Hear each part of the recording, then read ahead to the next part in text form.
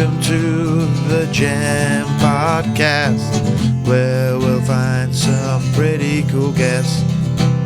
Welcome to the Jam Podcast. We can't think of the rest. Yeah. Right. Ladies and gentlemen, we are Jack and Max. This is the Jack and Max podcast. Wrong kind of intro. I was bringing it in. It's the wrong kind of intro. Just a bit more natural. Come on, you know what we're doing. This is episode 8. Hello, ladies and gentlemen. This is episode 8. I know it's a bit of a come down after the previous episode where Max made a return. Fucking hell. Right. Welcome back to the Jam Podcast, everybody. I'm going to just intro instead of Jack because he's taking fucking ages and struggling with it. Taking me time. Holy shit. Taking me time. Right. Are you two having a lover's tiff already?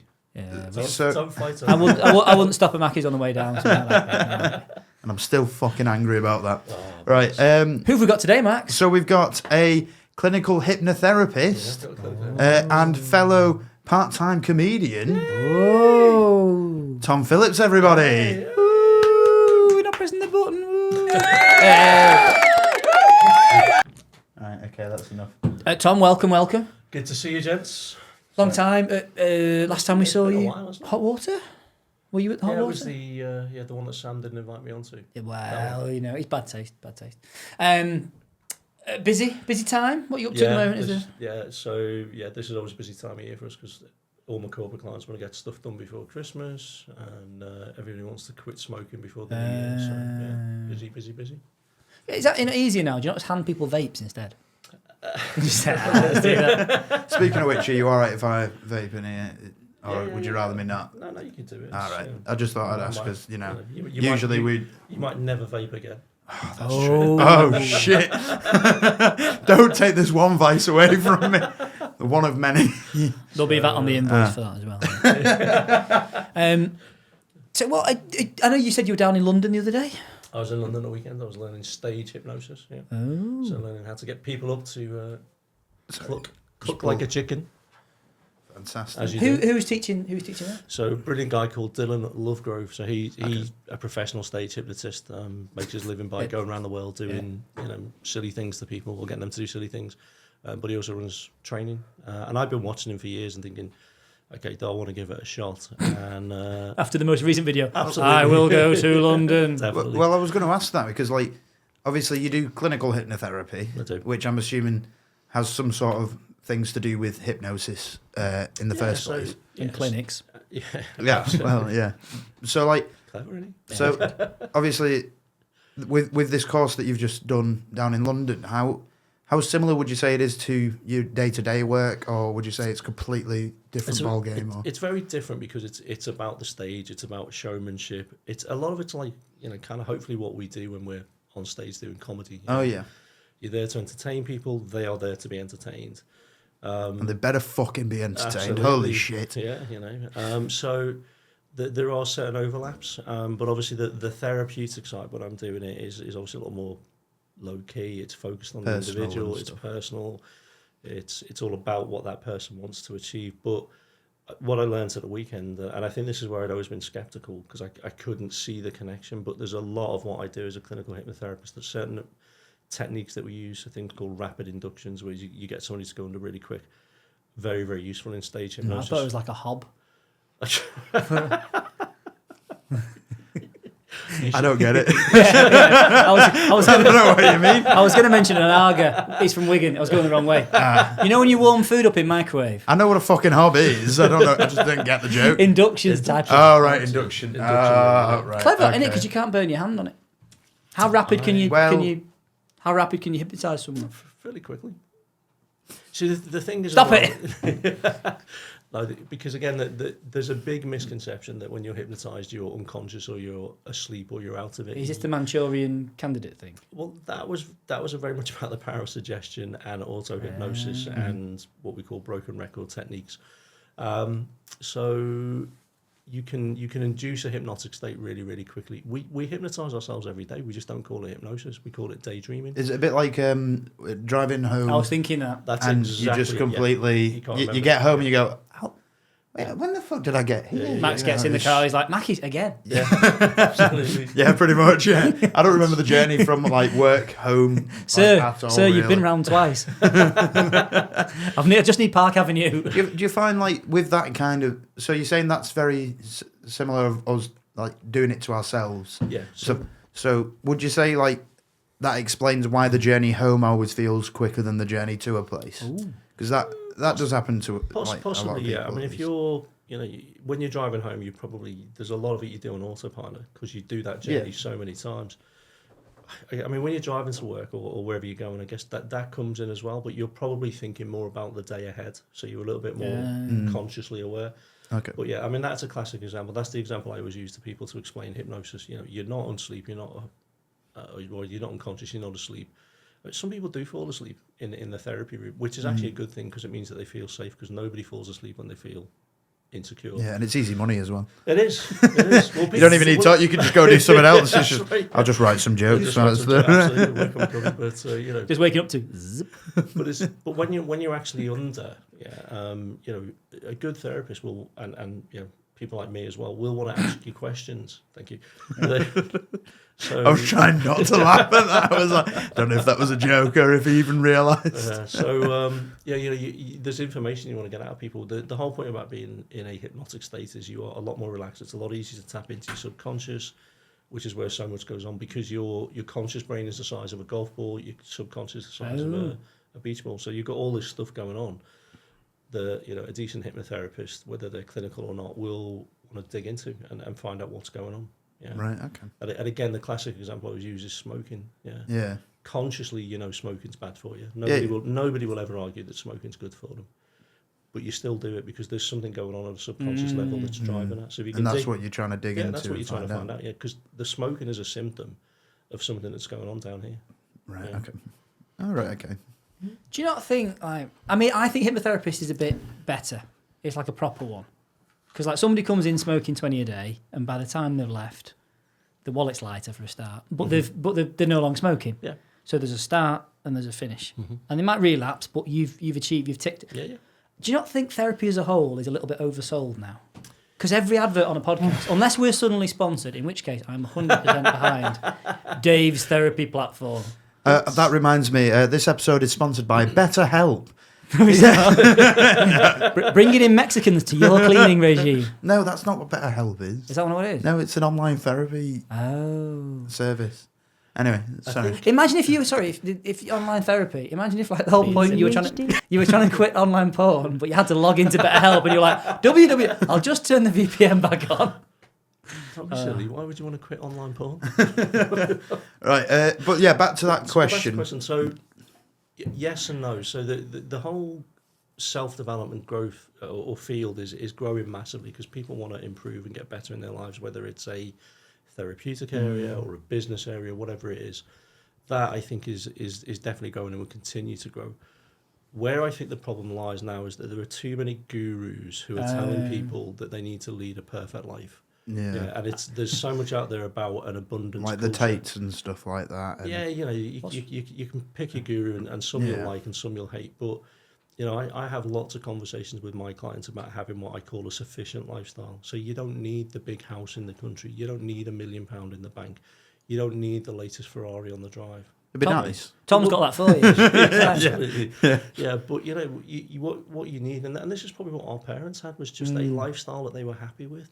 So they went out, they earned a crust, they raised the kids, they sent them to school, maybe university, and they were satisfied. We have so much dissatisfaction. Content rather than happy.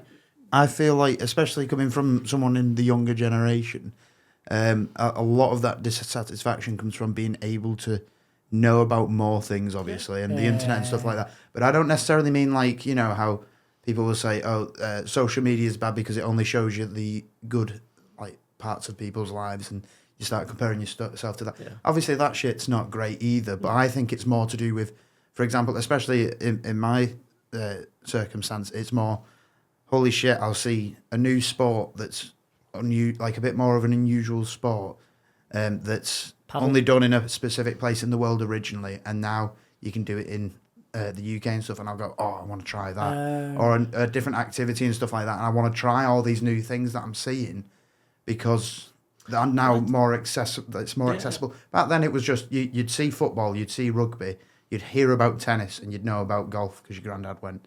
You know what I mean? But nowadays there's sports like airsoft, and absolutely, and I think that I think that's one of the benefits. It's opened up worlds for us. We're seeing things that we wouldn't have seen previously. You're absolutely right.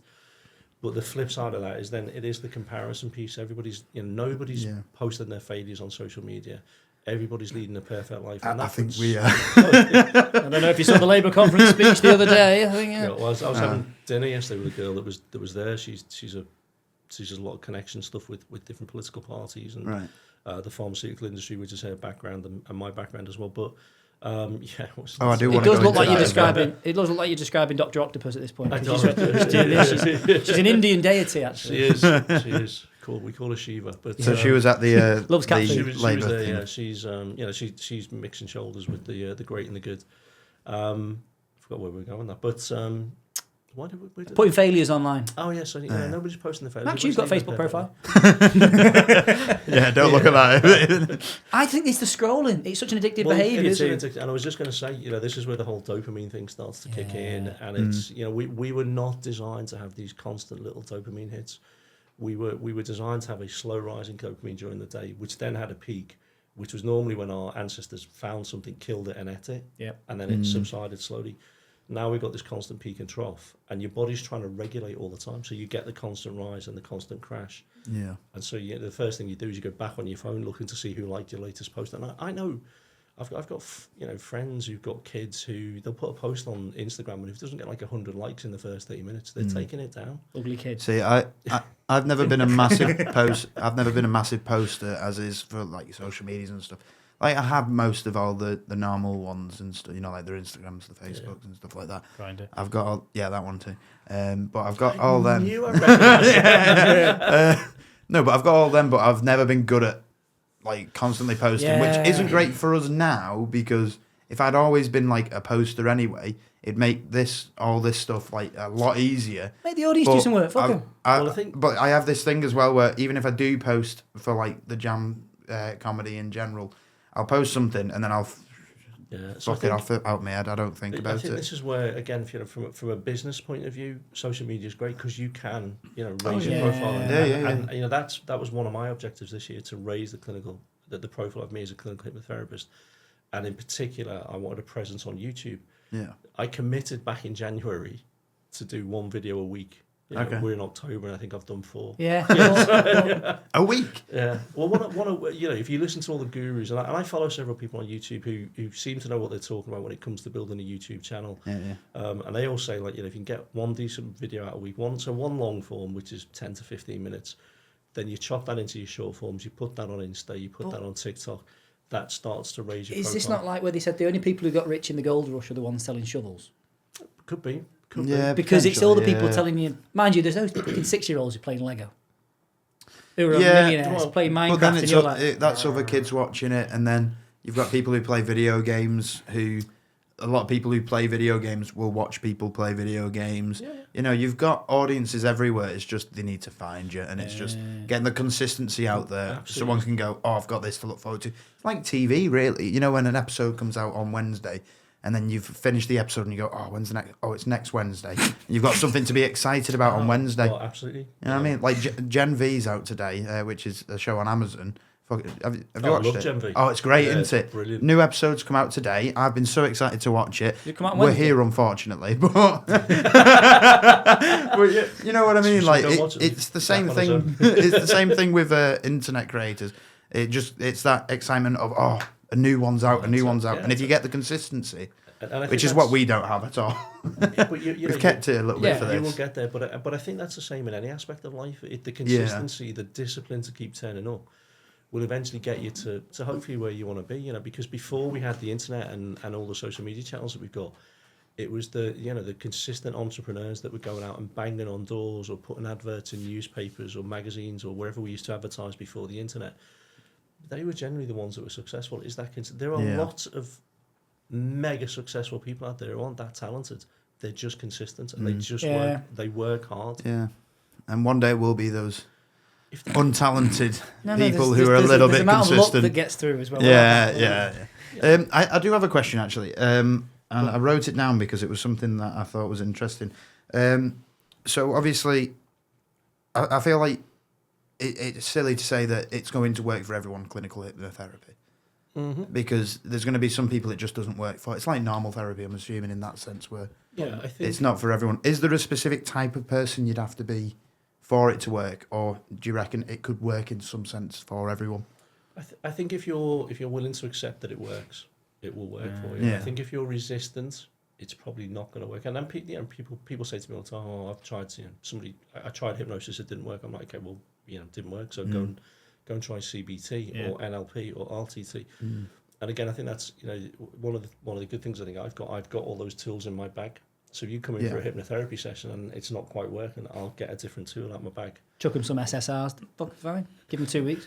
And eventually, SSRIs. Is it? What's an SSR? I have no idea. Max, can you Google SSR? No, maybe not, because it might be something to do with Nazis. I was thinking NRA before. That's an acronym. You were thinking DDR, weren't you? Was I thinking DBR? Was it the Deutschland Democratic Republic or something? I don't know. So you An wouldn't... SSRI is a selective serotonin reuptake inhibitor. Yeah, but they take 2 weeks still to hit, don't they? They can, and some people it takes longer. Some people kind of start to feel it straight away. It's a very, very individual thing, and this is again. What's this for? Sorry. This is if you go on antidepressants, SSRIs. Okay. They were the classic kind of. Well, actually, there were antidepressants before SSRIs, but along came Prozac, which kind of revolutionised the whole field of depression. Certainly if you're in America, you had to be on Prozac. It was like a fashion accessory. Yeah. So it's a class of drugs that works on serotonin. That's what's called an SSRI, which we know is kind of part and parcel of the whole makeup of somebody who's suffering depression. Although actually the thinking on that's changing recently. We're not sure that Max likes Tylenol. Is that the one for the washing machine? No, that's Calgon. I sung in the Calgon theme tune on the way in. Tylenol's paracetamol in there. Tylenol makes washing machines live longer. No, Tylenol gives them more. It doesn't give them. Well, that's interesting. That It isn't it? depends on which medic you're going to listen to, like a proper medic or Donald Do Trump. you think it's a weird now, isn't it? Because when you look at the US, Max is going for fuck's sake. The role of like the state in backtracking on medical science is difficult, isn't it? Because it's like, I know here we tend to follow apart from a weird statement. Did you see the statement this week about first cousin marriage? No, missed that one. The NHS came out and said first cousin marriages have many benefits, including better financial struggles and social support. And then Wes Streeting saw it and went, who the hell put that there? There's genetic problems, take it down. Just out the blue, disappeared and went Wouldn't down. surprise me. I don't generally pay attention to the news. It's just all... There's never any good news. Yeah. And many, many years ago, I mean, I must have been a teenager. I can't even remember who said it, but... 10 years ago. Oh. No, many years ago. I was reading a book and whoever the author was said, don't read the news because there's never any good news. And if it gets bad enough out there, somebody will tell you. That's true. Yeah. That's just brought the tone down. No, it's fair. Yeah, it's an ups and down kind of show anyway, so that's all right. No, because to be fair, it's like a more interesting content. A lot of the stuff we've chatted about with people has been general entertainment. So you've obviously got... this one's probably going to be the most interesting one, at least to us especially. So I do apologise, I get a bit gassy on the first one, usually. The old wife beat. I fucking love Stella, mate. I do, I love it. It's great. Back to your, obviously, comedy expeditions, there's a word. Shittest gig you've ever done? Oh, go ahead, yeah. Have you bombed anywhere? Not like I that. think... Where was that place we went to in Warrington that Mick took us to? Do you remember that? It was like a weird antique store. Do you remember that one? Oh, is that the one we met Steve at properly? Yeah, no, it's a pub. It was like in the middle of an industrial estate, and it was like an antique store with a bar in it. That was the first time we spoke to Steve properly, and he invited us on his show. And then we did this after. The industrial estate was Warrington Town Centre, but it was like the opposite, the redeveloping the field. Yeah, because my sister came to that one as well, and they had the cowboy thing. Yeah, at the back. Yeah. I'd say that's probably the one where I've enjoyed at least because it just did seem to fall flat. That was probably the worst one, but I mean, all the others I've done, I've enjoyed. Not sure about the audience. Did you go to the? Did you just want a worse CV? So you put comedy on it because like you qualified in like a proper adult. Why did you decide to do the? Yeah, what look made at- you think I think I'm it's- going to give comedy a go? Because look, Max has got nothing to lose, has he? Well, I think Exactly. I think I'd always wanted to do it. Yeah. And again, going back to the power of social media, I think I came in a little bit sozzled one night, scrolling through Facebook, saw the advert for the company. That's what I did. Signed up, and then suddenly it was like, oh, okay, well, let's go and see what happened. And then, we all rocked up on that fateful night at one of the two venues that we thought it was at. Do you remember that? It was my birthday. Was it? It was my birthday that day, so I was like, it was. Because there's two, That's why I there's two remember of it those well. bars, isn't there? What I can't remember. Lanigan's. Lanigan's. There's two. Yeah, there's two one, Lanigans in Liverpool. There's and one of them's- directly opposite Central, isn't there? And then there's the one round the corner. Yeah. And we So went to the one outside of Central. Yeah, I did. And they had to put a sign on the door, didn't they? Yeah. So I remember that. And then obviously we got there, and poor old Sam was sat outside in his wheelchair. So that was the start of. To be fair, he'd been there most of the day with his hat and the dog on it. So. Bless him. So I think that was it. I think it was an itch I'd always wanted to scratch, along with like doing drama, because I started doing drama at the same time. I saw that you've been doing some. Yeah. Hey, I'm in the new Batman movie. Woo. Are you? Yeah. Oh, fantastic! Detective. You're playing a Gotham detective. City. Yeah. We were shooting in Birkenhead 2 weeks ago in the town hall. Oh, yeah. fantastic. You went, so where could we go? Have you signed any like NDAs or anything like that? Because we'll have to cut this if you have. No, I think. Well, I mean, loads of people know that the new Batman movie is being shot in Liverpool, and I think I'm okay to say I'm an extra because chances are you won't even see me on the film when it appears. But That's cool though. Oh, I was like a kid at Christmas. It was just the most unbelievable Well, experience. just don't give anything away. Our Batman's parents doing you all right? Still dead. Still dead? Fuck yeah. Yeah. I don't think Batman's actually in it. It's a spin-off. It's about one of the criminals called Clayface. Oh, Clayface. Oh. Yeah, it's another. So if the Cape Crusader's in it, they'll have just stuck some extra in a suit in the background. Oh, so you're in the Clayface film coming out next the year? Clayface film coming Oh, out. that's just as cool to me. I'm a massive I was Marvel just, and DC fan, me. So I mean, it was just like the most amazing experience. The logistics that goes into it, because I had to go in 2 weeks before and they do your makeup test and all the rest of it. Yeah. The costume, so we were all in these like really grimy looking 70s kind of suits to play these like rough and ready detectives. They stuck a tash on me, which was brilliant. I know. I walked into. Did it look good? And did you think? Well, I might have to grow on myself. I look like a 70s porn star. Oh, so it was good. Apparently, allegedly. But I walked into makeup, and the head makeup girl went, "Oh," she said, I think we'll put a tash on you." I was like, "All right." She said, "Maybe an afro," and I was like, "You're in charge. Whatever you want to do." So then we rock up on the day. You go in. It's like 6 o'clock in the morning. You get suited up. You get made up. You have breakfast. And this was actually in St. John's, in Liverpool. You seem very impressed. We get breakfast. I was just like, wow, they film you on set. They feed you on set. I'll tell you, it's so unionised. Everything's got to be done by the book. So we had breakfast. They ferried us over to Birkenhead Town Hall, which they've completely redesigned. It's meant to look like a police precinct, and it did. And there's just so many people behind the camera. Yeah. You've got the camera crew, the sound crew, the makeup girls, and costume. And you don't think about it whilst you're watching them, do you? Oh, it's unbelievable. Because I did a CBBC show, and so it was a lot smaller budget, a lot smaller crew and stuff like that. But even then, the size of the crew did surprise me a little bit, because all I'd done was student films, so there would be like 2 people behind the camera and then 1 person being filmed. Yeah. Whereas whilst I was on set, I was filming it, and they had the camera there, and all I could see around the camera was the director, the script supervisor, the producers, all like everyone stood around just like making sure that I'm like, are we going to get the shot? Are we going to do it right and stuff? It's just unbelievable. And that was during COVID as well, so they all got in trouble afterwards for being too close. It was great. Yeah. But I've literally, it's like one of the best days I've had in a long time. Just rocking up. There are loads of police there as well. The uniforms on the police were brilliant. Yeah.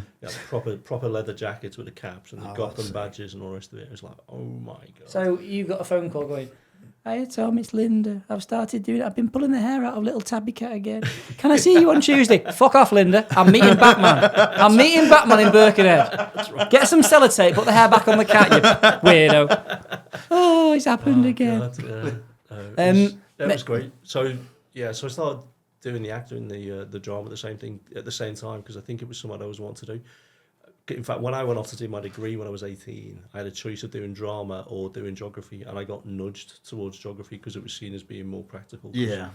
You could go off and be a geography teacher because that's all you ever did with a degree in geography.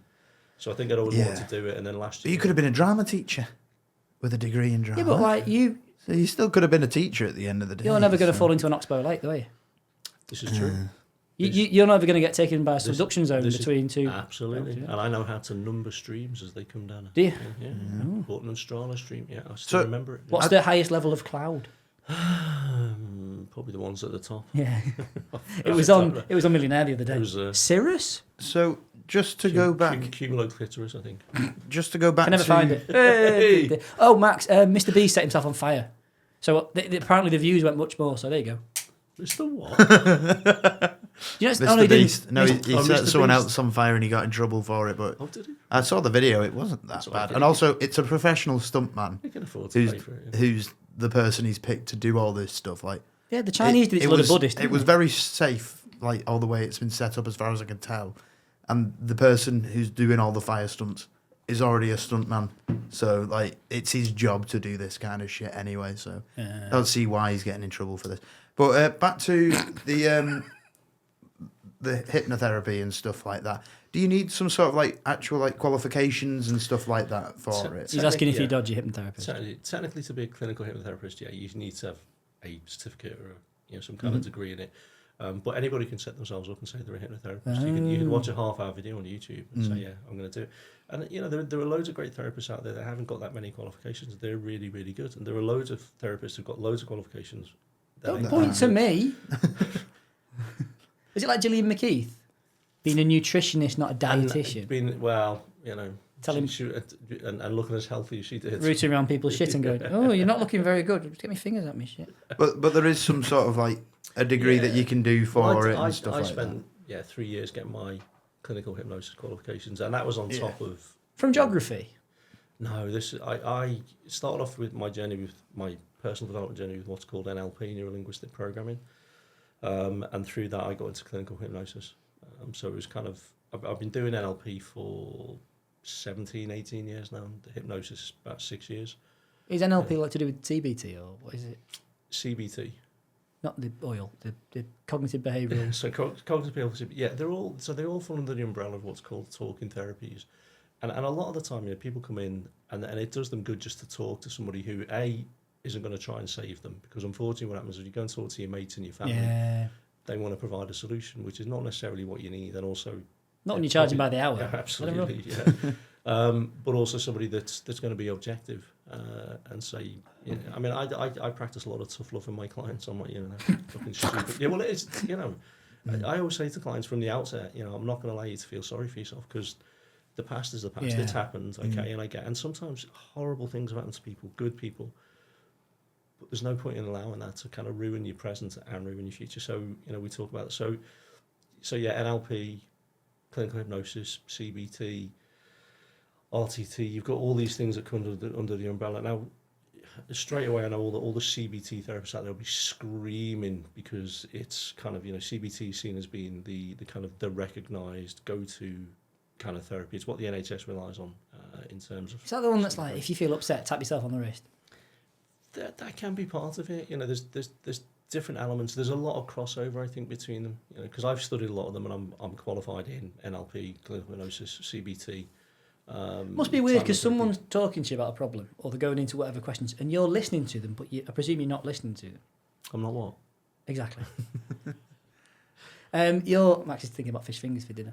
You're thinking, how do I guide them into the next, or how do I bring it? Because you've got to have thoughts at the back of your head working while you're talking to them. And I think that's a skill that you can learn, and I think I did a lot of that anyway in my corporate career. So I did a lot of coaching, when I was in leadership and management roles. And it's a similar sort of thing, because somebody's telling you about something, you're kind of acknowledging it, but you're already thinking ahead, okay? You've got to be in the moment, but you've also got to be aware of what's the next question I want to ask, or, do I really need to explore that point because that was significant? Yeah, and they might have skirted over it, but you think, actually, whilst they said that, they were going, so that's something to pick up on, Yeah. So I have got a question here, actually. Which was, my mate from work actually suggested this as a question. Okay. So, like, It's quite a good. obviously, you say, you know, it's hypnosis and stuff like that to a degree and stuff like that. I don't know how to ask this question now that we've spoke about it a bit more. But basically, they asked, have there ever been instances where you've struggled to get someone out of the You just said hypnosis, it must if work that a makes bit. sense? So No. I haven't, Right. but it does happen. Okay. Yeah, and I've seen it happen at seminars and conferences that I've been to. So some people go so deep, which is great. It's very therapeutic. That it's a little bit more of a challenge to get them to come out. And again, different therapists will have their own ways of coping with that. I've always said that if it happens, I'm just going to threaten to throw a bucket of cold water over them, see what happens. So it's not happened to me, but it does happen. Okay. It was a question from my mate, and I thought it was a pretty good question, actually. So it is a good question, and there is a potential that happens. What you're more likely to get is what we call an abreaction, which is where somebody just has a complete meltdown. Yeah, because you trigger a memory or you touch on an emotion. Ooh. So that is probably more likely than somebody getting locked in. So I have got another one for you. Have you ever used your powers for evil? If so, when? Yes. Yeah. All right. Okay. No, I wish it worked like that. Okay. So one of the things about hypnosis is that you cannot be hypnotized to do anything you don't want to do. Okay. Despite what you've seen in movies and TV shows, because one of the primary functions of your subconscious is to protect you. So you cannot be hypnotized to do something you do not want to do. If it was that easy, I'd have hypnotised a millionaire years ago to give me all his money or her money, and I'd be married to Angelina Jolie. I wouldn't be sat there talking to you two. I would, but she'd be here. So under the table. have I? Because that leg's wobbling, it could do with the cap. So That's interesting. yeah, Because your subconscious will step in and protect. So this is why when you see people go on stage, we're talking about stage hypnosis, and they're happy to stand on one leg and cut like a chicken, or pretend they're playing a piano or riding a horse in a derby or whatever. Yeah. They are happy to do that anyway. So they would do that without hypnosis. So the subconscious doesn't perceive it as a threat. So they'll go on stage and they'll have a laugh and they'll, be Yeah, because it's more fun than anything. It's and more stuff fun. Like that. I mean, they'll go into a hypnotic state if it's done properly. But if they didn't want to do it, their subconscious would go, whoa, whoa, whoa, whoa, whoa, whoa. What's going on here? Right. Okay. that's interesting because, there's. It was only psychology at college and that, but it was interesting when you're talking about memories, accessing memories that kids have squirreled away. Probably quite a quaint picture for child abuse. So the problem is I think it was a few different studies and things, and they were talking about obviously you've got the idea of finding repressed memories, but then you've also got the issue of being led to memories that were never there. I think there was one famous one about I don't know what the ethics was on it, convincing a kid they'd been abused in a basement and they were adamant it happened, but they went to the house and there was no basement. That's my, if you've got a box full of snakes, don't open the box. Yeah. Keep the box, lock the box. I had a guy came to me and said, look, I'm sure I was abused when I was a child. I want you to go looking for those memories. And I was like, whoa, whoa, whoa, whoa, whoa, whoa. Just let's think about this for a second. I go looking for stuff that's not there, that you want to be there because you're convinced it happened. What do you think is likely to happen? It's like false memories. Well, we know that we can create false memories. There was a classic example at Grenfell. Many people said that they were adamant they'd seen this baby thrown off the 10th floor and caught. It's a bit like the Mandela is it Mandela effect? Or, yeah, Nelson Mandela. It's like people think that he died in prison. Yeah, and stuff like that, and they're adamant that he did, but he didn't. He came out of it. It's like Fruit of the Loom, the company. Yeah. The logo. Cornucopia. It has a cornucopia in it, doesn't it? I remember the brands, but you've seen the logo though? Yeah. People Apple, think that banana. It's got like a cornucopia at the back of it, like the Thanksgiving kind of thing you would see, but it doesn't. And then people have generated images of it, and it's like, yeah, no, that's what it looks like. With the Monopoly man with the monocle. Monopoly man with the monocle, and like there's all these different Mandela effects, which I'm assuming then probably relays quite well into. But he didn't die in prison. Memories. He was in the Avengers, wasn't he, with one eye patch? No, still not in. No. Still not in. I'll tell you what's interesting. Getting them all mixed up, you. Talking of Nazis, it makes an interesting thing when you talk about just following orders. Just one second. Sorry. ADHD. No, because during Nuremberg and whatnot, as they were going through the third lap now, during Nuremberg, they the whole thing was just following orders, forced into it. And you think there comes a point where, to what degree do you just have it's your own responsibility, or can you externalise everything to? It was how I was raised. I think in situations like that, when you're in the moment, you do follow along. So there's a whole load of work by a guy called, oh God, what's his name? He's an Italian researcher. He's probably one of the world's leading experts on the laws of influence. Not Zimbardo. No, Robert Cialdini. Fixing Mugabe. No, Robert Cialdini. So he's identified what we call 6 universal laws of influence, one of which is the law of authority. So we are more likely to follow authority figures. He cites the My Lai massacre in the Vietnam War as an example. So, all these troops willingly shot a village full of children and women and old age pensioners. And then afterwards they were like, well, what did we just do? Okay. So that I think is possible. That's almost like a state of, I don't know, mass hysteria. I don't want to say hypnosis, but mass hysteria, where you kind of go along. We follow authority figures. We also have the universal law of social proof. So we do the things that other people do. Yeah. So, there's loads of examples of that. Again, some of the classic examples they've done is Cialdini would get a volunteer to stand on a street corner in New York and just look up the corner of a building. And eventually hundreds of people would just stand It's up. like the broken window thing, isn't it? If people don't look after an area, you start dropping litter and breaking stuff, and you don't care about the area because it's the area's... It's a bit, and then it's like, parallels, if you went to Japan or something like that, where they're quite clean in the streets and stuff like that, you don't see people throwing cigarette butts cleaning or the sheets as well. Stuff like that. You're not going to throw your cigarette on the floor then, because you're going to go, well, I don't see anything else. Yeah. So, you're not going to throw your rubbish on the floor. So. That will probably be social proof, yeah. So the law of authority, the law of social proof. I mean, it's fascinating work if you're interested in how to learn to influence people without using hypnosis. So you're thinking of ripping off Ultra then? Before we go on to that, dead quick, I actually do have a question about Ultra. Obviously, we know what it is. We spoke about it on the show before with other people. What's the... Jake was on, actually. Jake's the last guest we had, and we had a good, long conversation. God bless him. I mean, he did such a good job, didn't he? We had to get... What did we get for Jake? Was it 13 pieces of silver? Or? No, but my question is genuinely just, what was your genuine opinions of Ultra, both good and bad? So there was a lot of negatives that everyone focused on, but there are some good things that came from it. I think the good thing was Jake.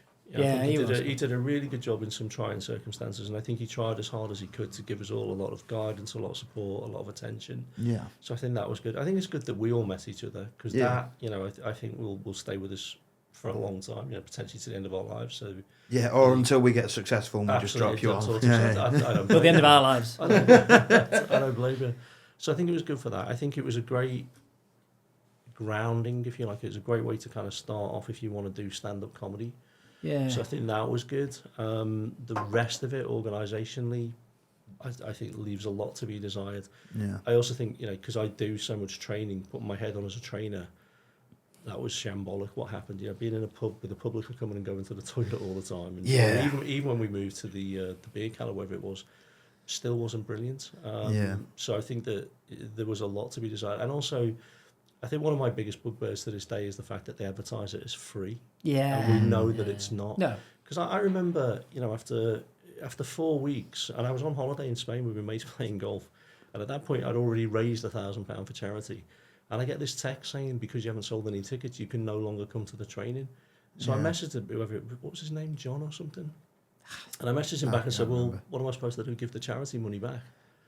And he didn't really have an answer for it. So that I object to, because it's not, and I'm not opposed to the principle of, you sell tickets. No, it's transparency, isn't it? And then you sell the tickets so that you can pay off the venues and stuff like that potentially. And there's profit. You can see why it works that way, but obviously... Yeah, it's that. I think Jack right. It's the transparency pieces. I've got no problem with that. I'm in the commercial world myself. I want to make a certain amount of money, but it was that whole kind of it's. And when you're removing comments on Facebook, there's comments removed whenever they mention any. I'm not surprised. Yeah, I'm not surprised, but it served the purpose. I mean, it got us to this point. Yeah, and I think that's a good thing. I think it makes it very easy to go and do 5 minutes and stand up somewhere and then feel that you could just turn up somewhere and be shit or good, or but you don't feel like it's the be all and end all to go. My main positive from the whole experience was Don't embarrass The me. final show, especially for people who went on earlier. So Jack was a bit unlucky with it going last because half the audience left. Well, 3/4 of the audience had left. They were packing up chairs whilst he's performing and stuff. But I went on second, and it was the entire room was packed. It was, and it was a massive hall. It was a music venue, weren't it? There was how many people would you say? About 300-400 people. 250, 300 Some, people. yeah, something Definitely. like that. It was a massive audience, and to have done it, how long was the course? 10 weeks? 8 weeks. 8 weeks. And then to go and do that, it was really throwing yourself in the deep end. And then after that, I found I weren't nervous to go up in any sense of the word for any other shows. And I think this is... Because I'd already done one of the biggest shows I'll do for years. And I think this is a key takeaway from that course or any other course that's similar, where you step into one of the biggest fears in the world. I mean, public speaking is regularly recognised as the #1 phobia in the world. Not being stabbed. Okay, but you're hopefully not putting yourself in a situation where there's 300 people wanting to stab you. I think by the end of the Roman I mean, we Republic. do quite a bit. Julius Caesar. Yeah. Usually by the end of the show, they want to stab one of us. But no, so if public speaking is the #1 phobia in the world, then stand-up comedy is like that on steroids. Yeah. And you're absolutely right. If you've got the confidence to do that, what else can you do with your life? And that for me is a key thing. You know, it's like I did that. What else can I do? Where else can I go now? Because I've proven that I can step into one of the most uncomfortable things in the world that anybody ever has to do. But actually, it's worse because it's comedy. Yeah. Then I think fair play. And I think everybody who got on that stage deserves a pat on the back, including Some specific people. Well, Dave. Yeah, we know. Dave, yeah, Dave, yeah. Well, good on him. But yeah, Yeah. actually, fair play. Fair play to him. getting up Fair and play to everything. him. He did it. Again, I think this was one of the faults with the training. And I know Jake mentioned it. He should have been told, look, you're either not getting on stage or you need to change your act drastically because it's just not funny. Well, that Probably would have worked as part of the double act, wouldn't it? but let's if we just move on from that dead quick. Yeah, cool. Speaking of, They'll remind me about Japanese penises. all that stuff, you apparently you mentioned something to Jack that you were looking at potentially. Oh, yeah. Doing So so. I think there is like any market, I think there's a gap in the market to do comedy training that will be more professional, more structured, better organised on the day. So yes, I will be doing my version. Actually, that's not even called my version. Can we cut that out? We'll keep it in. I will be launching my own comedy training program. Well, actually, we're gonna launch it in the next few weeks to start the training at the end of January next year to do the gig in March. What's the name? It's called the Laugh Lab. Laugh Lab. So we really road tested that. That's we gave people a few options and said, right, what do you want? Or which of these were? So it was. And you say we who? Well, I put it on social media, and quite a few people. Did you message John from Ultra? Yeah, fuckface. Sorry, John. No, I didn't quite do that. But no, I put a poll on LinkedIn. I put a poll in a few other places. I'm in a lot of business networking groups, so I put it in there, and we. Laugh Labs is quite. We had the Laugh Lab. I think the one was something like the Big Crack or something, which actually was my favourite, but the public said. I think Laugh Lab is a very professional sounding one as well, a bit scientific, and it makes people go, oh, I'd love to learn in a lab how to do comedy. You know what I mean? Like you're learning it to a science. Yeah, and we will. My plan is to look at a lot of the psychology that goes behind it. So, we'll look at different types of comedy. We'll give people a chance to do the stand-up routine as much as possible, so we can keep refining it, keep polishing it for them. We'll look at the psychology of confidence and what does it take to stand on a stage and tell jokes. Oh, so it is quite an educational platform rather than the whole. It's all really well structured. Show up. It's going to be 6 weeks. Every week we'll focus on a different element of different types of comedy, stagecraft. Well, that's the thing with the Ultra confidence. course. It was very much a show up, do your set, listen to other people do the sets and go home. But this one, you're wanting to actually educate people on what you're. What is it to behind it and stuff. Where do you get confidence from? How do you kind of, because there's stuff you can do that will build confidence. Yeah.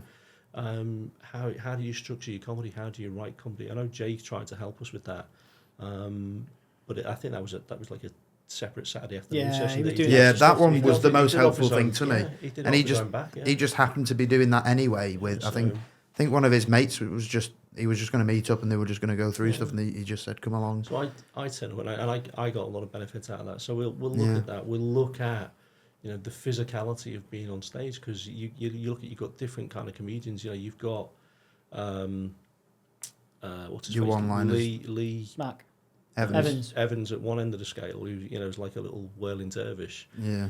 To people like Jack D at the other, who hardly moves from the microphone, and has got that deadpan delivery. So where's your style? What's comfortable for you? Try and be yourself, not like them, but learn from what they do. Because you'll find a how lot of they people do it. trying to mimic other comics, especially like your favourite comics and stuff like that. Yeah, absolutely. So, my two favourites are Jack D and Jimmy Carr. yeah. So that kind of deadpan, very kind of subtle, nuanced delivery. But Jack D's the character, isn't it? It's the character that makes it funny. You could have somebody else delivering the same material and you wouldn't be. Oh, okay. Yeah. It's like, Jack D's just. it's totally. I mean, you look at Billy Connolly.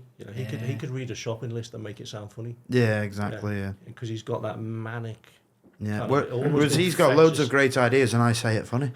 And I've got loads of bad ideas. I think you two are a real success story from Ulster. I really do, because you two kind of, you were great on They your best own. not start putting us on the fucking posters. Holy shit! I'll start suing. Max, the posters are in you portrait, not landscape.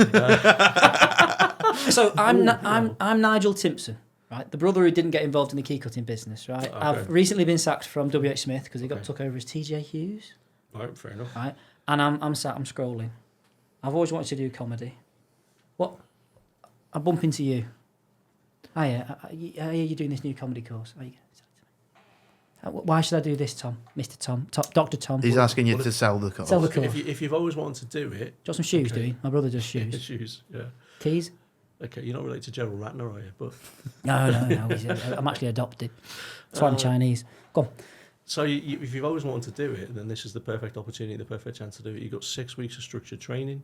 We'll take you through the whole process. We'll support you. We'll build your confidence, and then you get to perform to a pretty big audience. Is it free? No. What's the commitment? Am I selling So tickets or what am I doing? No, we're not expecting to sell tickets, although if you do want to raise money for charity, I think that's a good thing.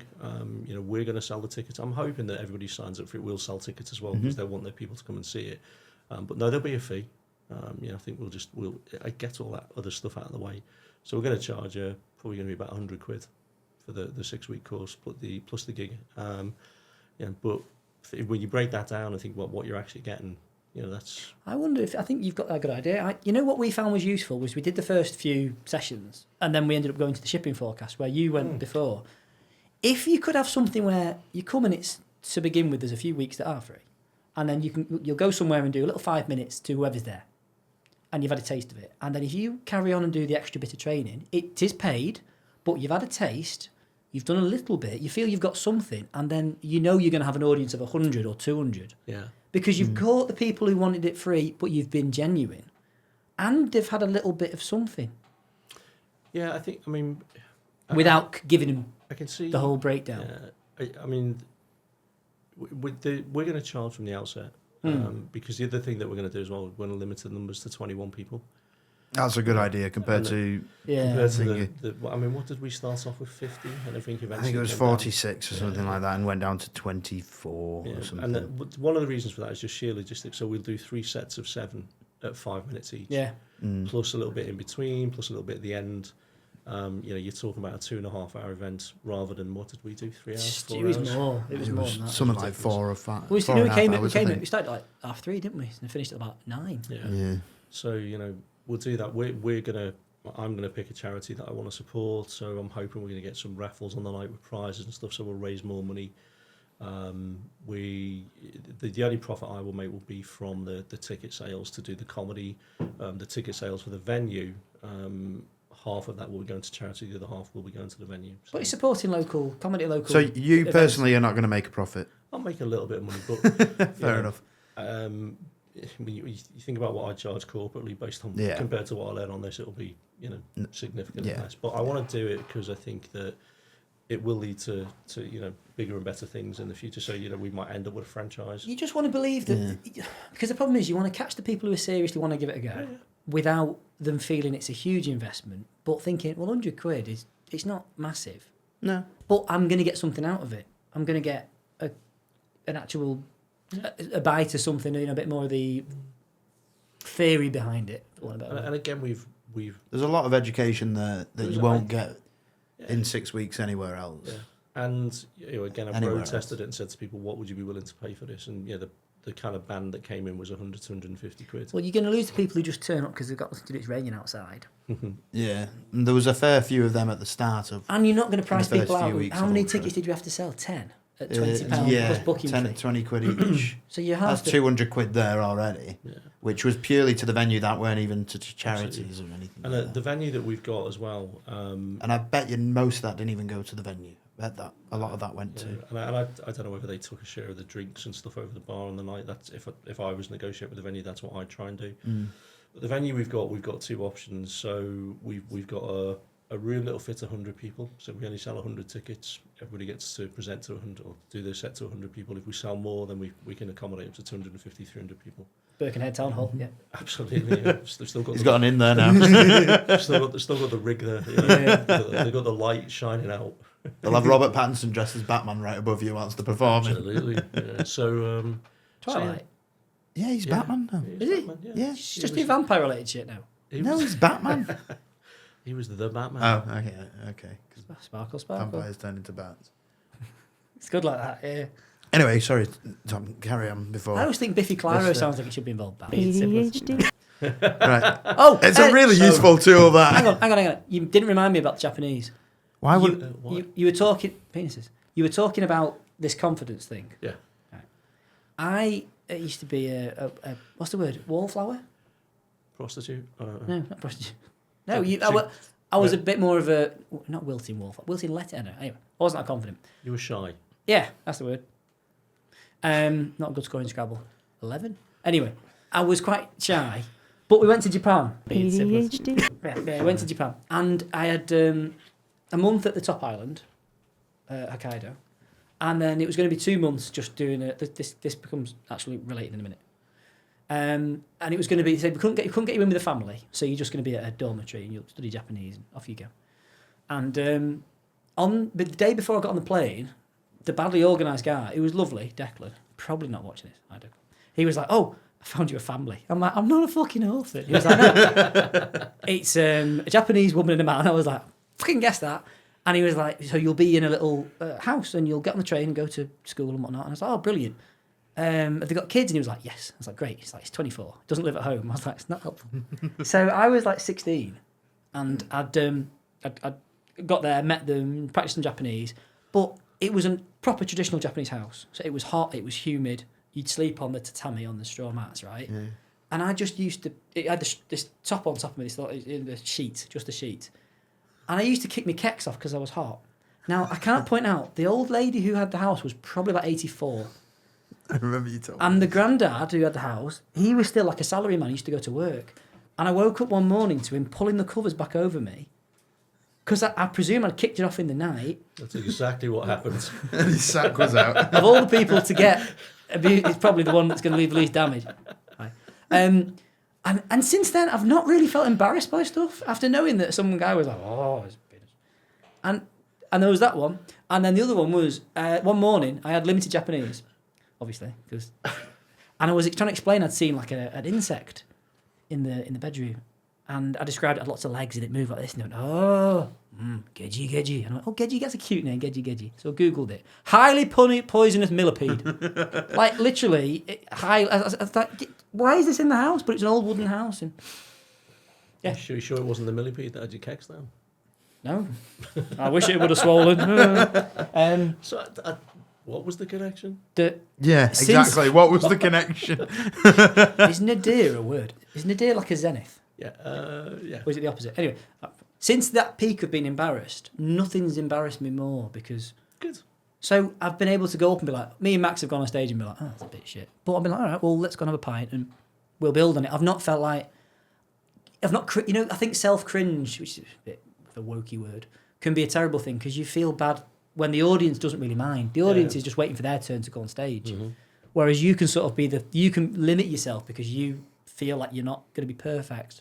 Whereas really, we'll go on stage and we'll end up 3 months on with a set that's 20-30% different to what we started with because of all the stuff that's gone on. Mhm. Max will just make different stuff up on stage. He just doesn't follow the script at all, and it's terrible.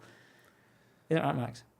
No, that's not right at all. I'm the one who sticks to the script. Did you used to get embarrassed? Not overly. Not. What's your most? I got up until like year 9 in school. I was quite a shy, quiet, good kid who like followed every single rule. I wouldn't get in trouble really. I mean, I got detentions and stuff, but that was because I'd forget my homework and stuff because I got a terrible memory. But up until year 9, I was just kind of, the goody two shoes. Never got in trouble. Always did as he's told. Like, wouldn't put a finger wrong. And then something just clicked in my head, and I was like, why am I doing all this? Why I'm still getting in trouble for other things and stuff. And if I'm not absolutely perfect all the time, I'm getting in trouble. And I think I kind of realised, like, if you're perfect all the time, if you put one finger wrong, people are gonna see that one thing wrong. So I was like, so if I just don't put as much effort into it or care as much, I'll enjoy myself more. Because I was always stressed as well as a kid, trying to like be a bit more like perfect.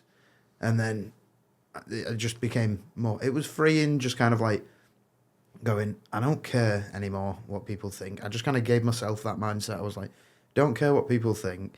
Do what you want to do to enjoy yourself and stuff, and just thingy. But I've always enjoyed like singing and stuff like that, and acting, and He's annoying. He'll pick up a guitar and he's just like instruments and stuff. I've always enjoyed that kind of thing and stuff like that. So I was always wanting to perform, but for a long time I was like, I don't want to be the performer. I want to do that for myself. And then sometimes, like, if I'm with friends and stuff like that, I'll show off a little bit and things, like you do with all your mates and stuff like that. But then when I got to like college and stuff, and then university, I was like, oh, I want to perform a bit more again. And then at university, there was like a student union type place, and they had a stage where they'd have bands and stuff. And on that stage, they would do the karaoke on a Friday night. And I signed up for it because I enjoy karaoke anyway. I've never been bothered about singing in front of people. You got any karaoke soon? Shut the fuck up.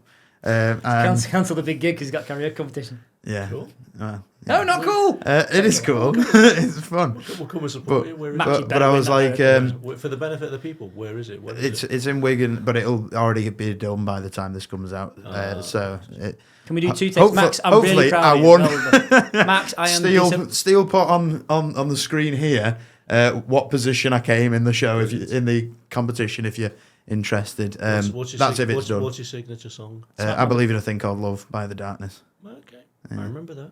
Yeah. I think that song came out the year I was born or something like that, which is funny. I think I was about 32. Jesus.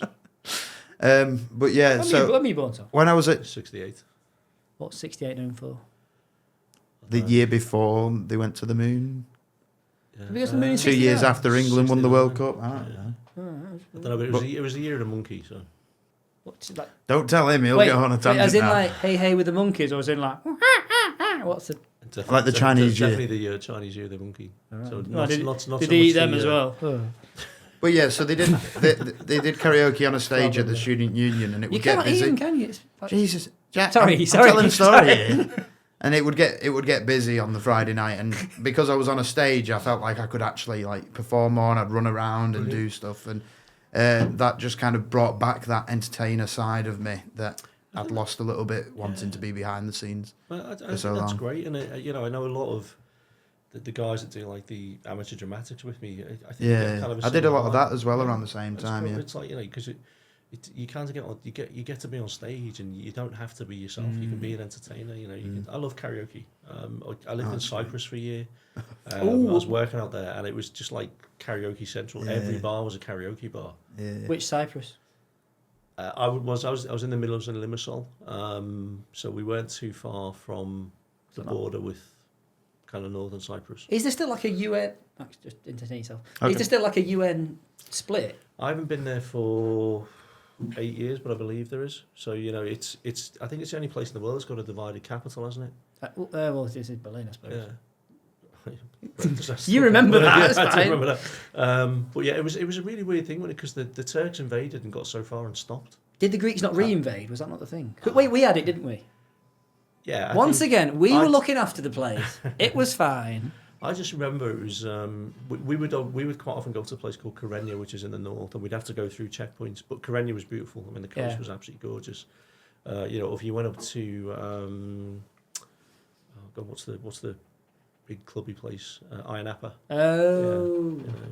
I mean, beautiful island, beautiful place. Because we've still got RAF based, haven't we? Yeah. As well as loads of squaddies out there. Still. There you go. So yeah, that was karaoke central. So my signature tune is My Way, but the in the sun as well. version. the Sex Pistols version. Yeah. I don't know if you'd be allowed to do it anymore. You can in Wigan. Yeah. Go on over to Wigan. You'll still be allowed to do it there. Don't worry. Well, that was People love it. my signature tune. So yeah. I do the Sinatra version myself. Cool. But I'm actually training myself to do. Have you ever heard Alphabet Aerobics by Black Alicious? Oh, is that the one that it's like the sciencey words for the alpha? Like not. It just goes to the alphabet. Yeah, it goes to. It's very clever. Doesn't but it's very difficult. didn't Dan Daniel Radcliffe did it on Jimmy Fallon or Jimmy something Fallon, like that? Hang on, Yeah. what? Yeah. Not the periodic table one. No, No, it just no. goes through It's, the alphabet. yeah. But it's really clever. A, B, C, D. No. No, genuinely, I'm missing a trick here. No, it goes, artificial amateurs aren't at all amazing. Analytically, I assault animate things. Broken barriers bounded by the bomb-based buildings are broken. Basically, I'm bombarded, and it carries on like that. Yeah. Is it still that? It's a fucking it gets interesting track. faster. That. Is it the one that's the tune of the something of an officer?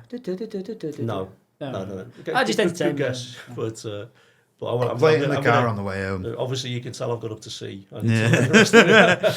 You played it off so well then by going, and then it carries on like this. Like I could do it, but I'll hold off from I think that. Tom today. with the word C is only going to be one word. Yeah, absolutely. Well, I tell you who's not going to put a finger wrong. The Queen. No, she's dead.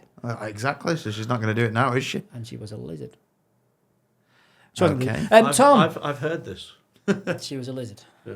Fair enough. We've asked Tom to do what we usually do, haven't we, Max? Oh, have we? I didn't ask. I have asked Tom to come up with a pitch.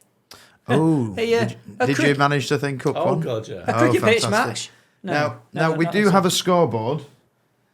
We haven't finished it. Yeah. We still need to make it, but we're going to be rating your film at the end, and you'll be put on a leaderboard. Okay. So far, at the top of the leaderboard is our friend Brandon. Well, my friend from work, Brandon, our now friend of the podcast, who helps with some of my ideas for things. He's quite helpful with all that stuff. With his idea of Scooby-Doo in Vietnam. Yeah. I believe Jack gave you that as a little yeah, bit of research to show you. I think then it goes...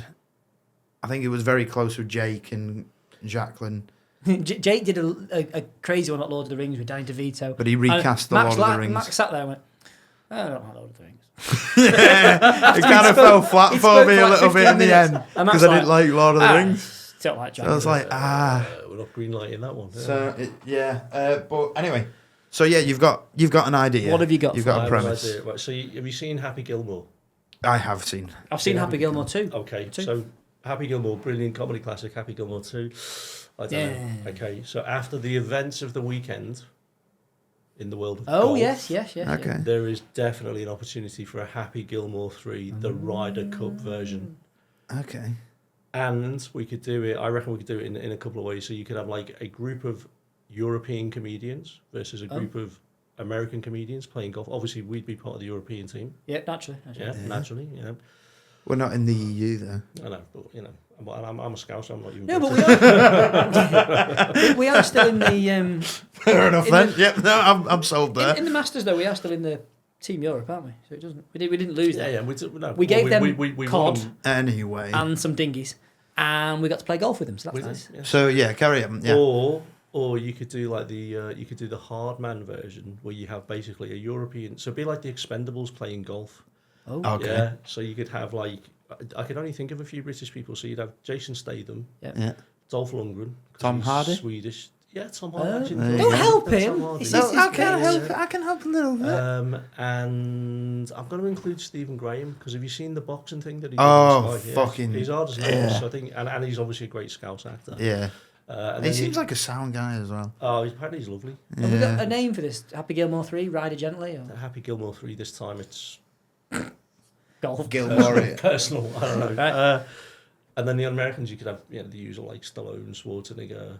I was going to say Well, Schwarzenegger's Willis, but not really American by default. Yeah, yeah, he's more European. Could we not have him over here? He could switch sides. they could do. Cosby. They could do. Yeah, Can we not Bill, bring him in with Bill CG? Cosby. What about him? Do you want him with the Americans or? if it's not quite in the hole. So who would you get to direct the film? I would probably go with. God, what's Who loves feet? Tarantino. Tarantino? And I was thinking No, Just more say, comedy based. David Bowie's son. Tim Bowie. Is it Tim Bowie? No, it's I don't know. No, he's Ziggy. He He's did. called- He did. He He did. had a that- stupid name, sorry. He did the David. film with. Oh God, is it Moon? Moon. With. Oh God. Kevin Spacey. No. David Bowie's son is a film director. It's called Ziggy, isn't it? Or something stupid. Sorry, I'm sorry. I don't mean saying you've got a stupid name. but Duncan yeah. Jones. That's the chap. Duncan Jones. What's his real name? Duncan Jones. Zoe. Zoe Bowie. Zoe. Bowie. He's not called Zoe. 'Cause Duncan Zoe Haywood Jones. He did so the film at the end Moon, which I think is brilliant, and Source Code is really yeah, good. I'm sure Oh, did he that's do Kevin Source Code? Spacey. Yeah, he did Source Code. Is Well, that I think Kevin he did Source Spacey? Code. That? What's Moon about? Oh, it's Sam Rockwell. Yeah, Sam Kevin Rockwell. Spacey. Yeah. Sam Yeah. Rockwell is basically an astronaut on the moon who thinks he's isolated and cuts He's off a all the rest of it. he's a class actor. But Right? he's brilliant, Sam Rockwell. So Yeah. I would have Zoe one. Bowie, Duncan Jones directing it. I don't mind. I think he's been eclipsed, but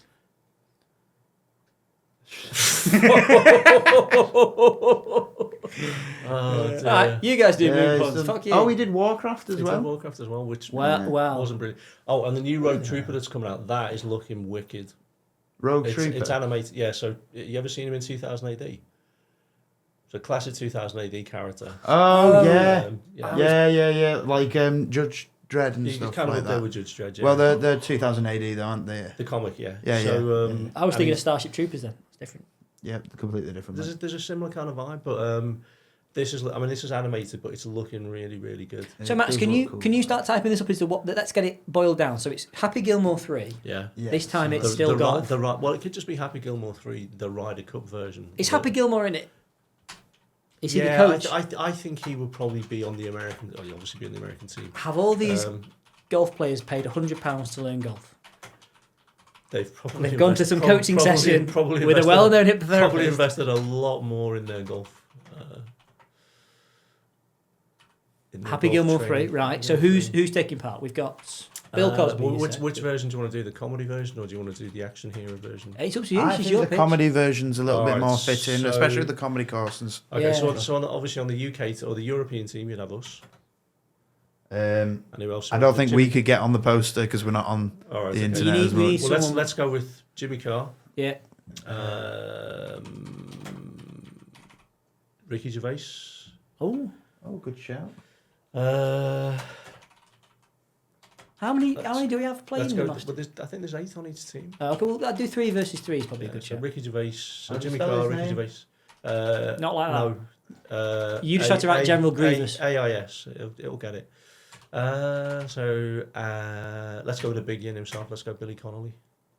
That's a bit harsh. He's got Parkinson's, you bastard.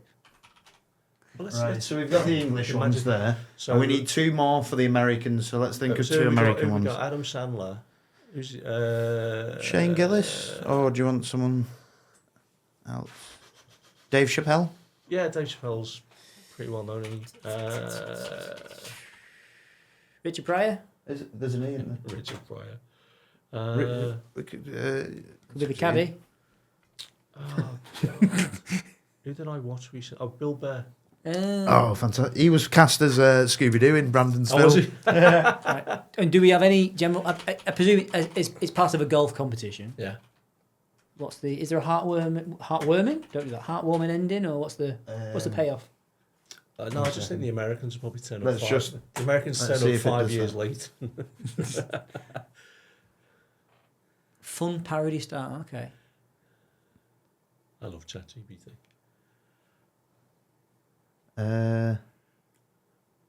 Make it look like a I don't Hollywood think Hollywood. Yeah, blockbuster. you're Hollywood, wouldn't you?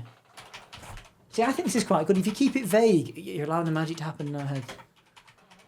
Can't believe it's going. Oh, it's copyrighted. Ooh. Fucking, it's a fake poster that we're making for a comedy podcast. They were not. Shut the fuck up. Right, that does usually take a bit of time to load up. No So, worries. but let's get down to. Do we have the story outline of what will happen? How will it end? Will Happy win, like he usually No, does? I think the Europeans are the underdogs as always. Because let's put the competition. So it's kind of a flip on the usual head of the American film where the Americans lose for once. Oh, the Americans will lose, but the European start as the underdogs. Are they playing in Europe or in? So it kind of. Well, technically, the next one will be in Europe because this one was in America. So what about they're playing in Ukraine? All the depleted uranium. The Americans haven't got socialised healthcare. Let's go back to you. They get weaker as the game goes on. So it gets to the end, and the English win because they were the underdogs. And then Adam The Sandler English? comes over and he's like, Europeans. The the English? Europeans All right, come Nigel. over, and they're just like, you know what, you tried your best, and I've got to respect that, and that's what the Americans say and stuff, and it like everyone becomes friends, and they're all hugging and stuff in the end. Why not? Yeah, That would be a nice feel-good movie. yeah. You know what? I would watch that film. You know, end with a mass shooting instead. I'm gonna give it a score Let already. me see the picture. I yeah, think to we make need it a little bit more interesting. Okay. So you've got one of the American love interests is either Sandra Bullock or Scarlett Johansson, Okay. and she's kind of getting a little bit too close to, let's say, Jimmy Carr. Jimmy Carr. Okay. And Who could resist that laugh? at the end, not only do they win the competition, but he gets the girl as well. And then it's like a pass over to his character from Happy Gilmore, and then the next film would be Jimmy Carr's character rather than Happy Gilmore. Possibly. And then Happy can finally retire in a happy way. I'm sure Hollywood have managed to milk it for another 9 movies. Exactly. Talking of getting the girl, did you see they released that guy from German prison who you think did Portugal, Madeleine McCann? No. Yeah, he's gone now. ADHD. No, I'm just saying. But yeah, let's go to scores. I'm not suggesting Score it. he'd be good for Jack, golf. Jack, shut the fuck up. We need Shut the that fuck on- up. We need that Jack. on a button. Yes. Max, Well, can we have a Right. picture? I need a picture. I need to visualise. Right. Well, the issue is we know as usual. They could- Oh, Second bit. oh. They could play in We Portugal. might have the picture for once. It might have loaded. Is it a cloudy day? No, it's not loaded. Oh.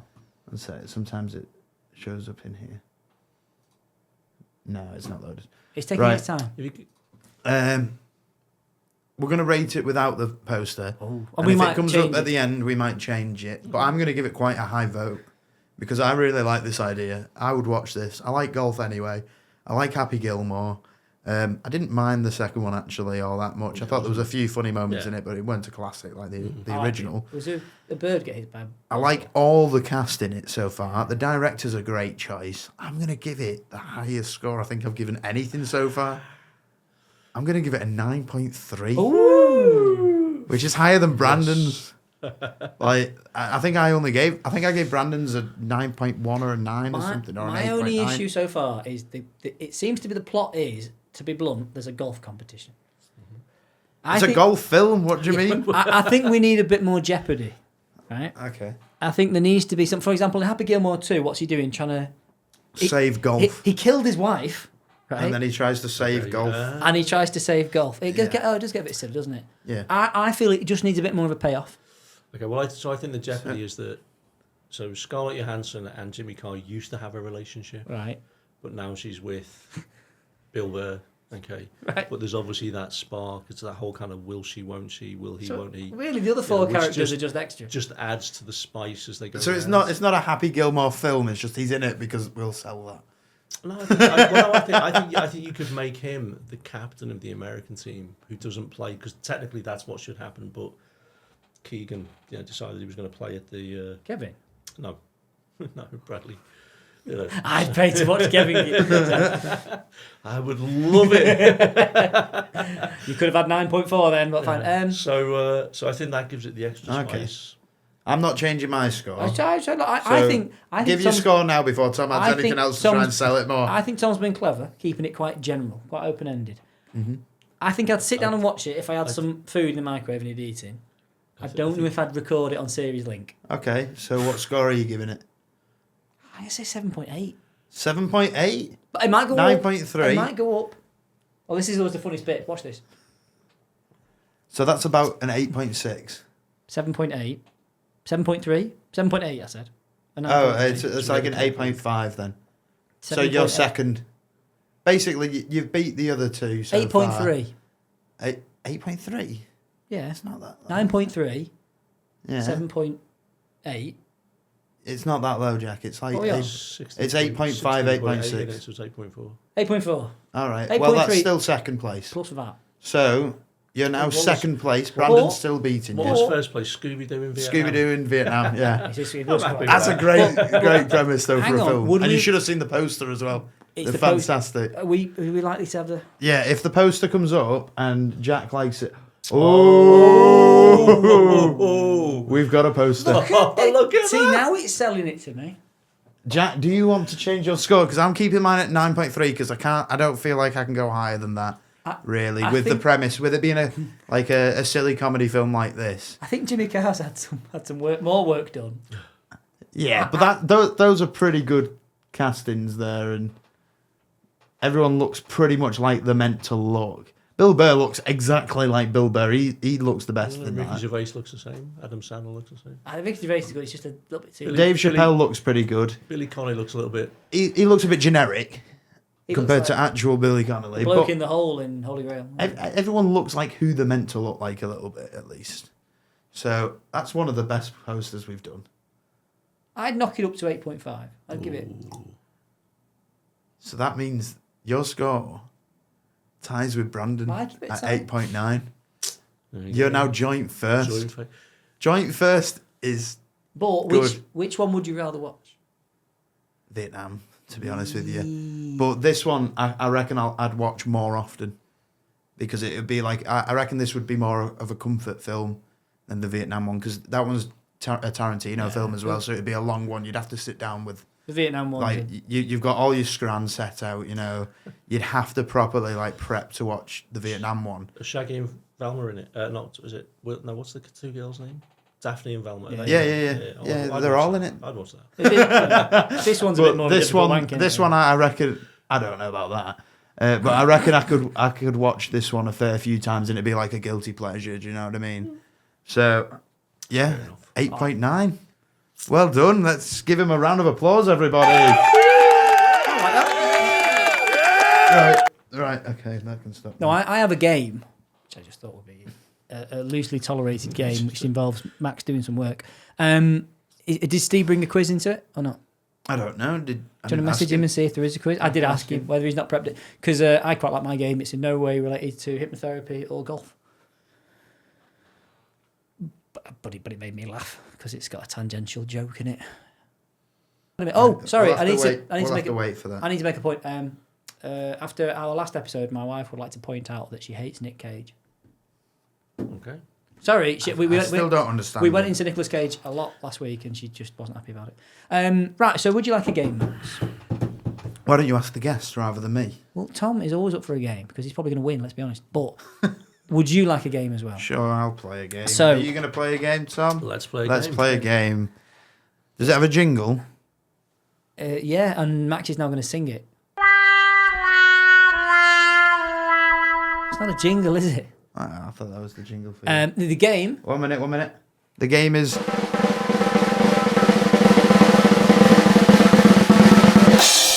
It's called Name That Drum Kit. No, it's not. Fucking hell, that went on way Genius, longer yeah. than I thought it would. It's called Top Trumps. Okay. Max, what's the game about? Yes, you've guessed it. American presidents. Oh, sorry. 10 American presidents are trapped in a lift. What? Right. So there are three parts to this game. Okay. Starts off really simple. Right? Okay. Then there's a little bit more thinking to do, and then there's a bonus round. Okay. Right. So first one is really simple. Going to go back and forth. Right. Just want you to name an American president. Right.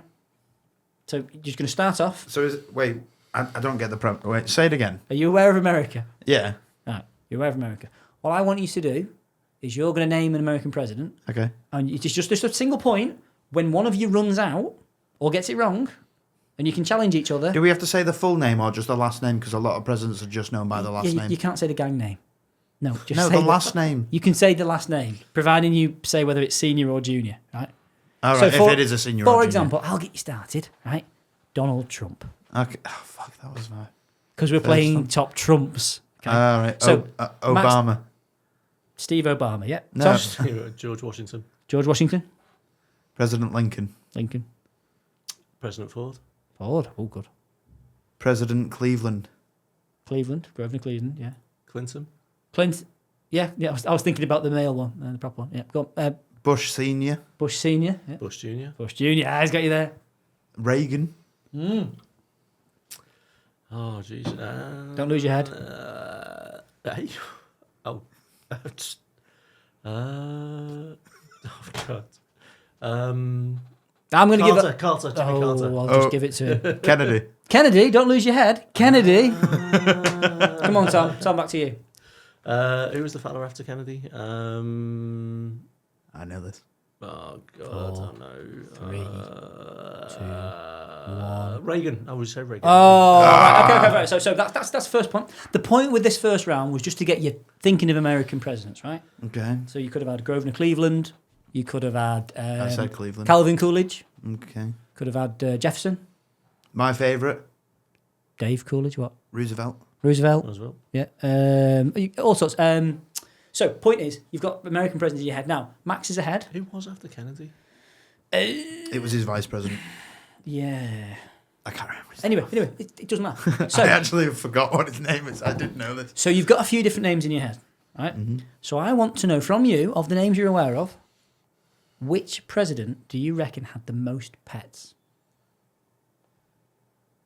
Actual pets. And now you've only got to beat the other person, right? Actual pets.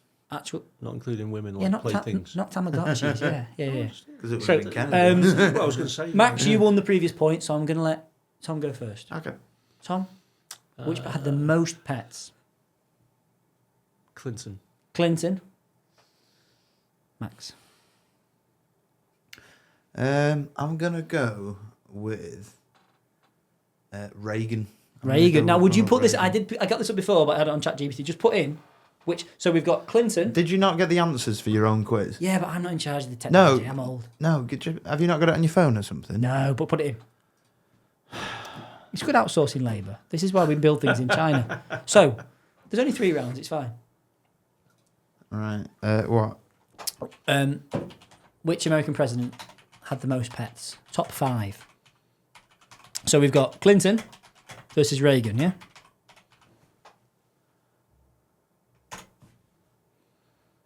Right. Right. I did get all this up on my phone. It was Roosevelt. Oh, it's my 40 favourite one to as 50. well. Right? Oh, Kennedy was up there. Coolidge came up. He had a pygmy hippo. Right? Kennedy, you could have had Kennedy. Ah, fuck. You're not even in the top 3. Can you ask it for top 5? And if you're in top 5 either of it, I'll give you a point.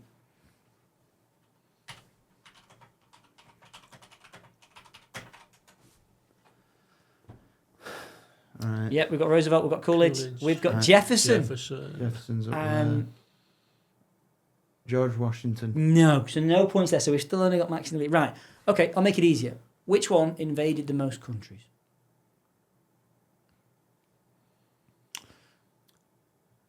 Who's going first? Sorry.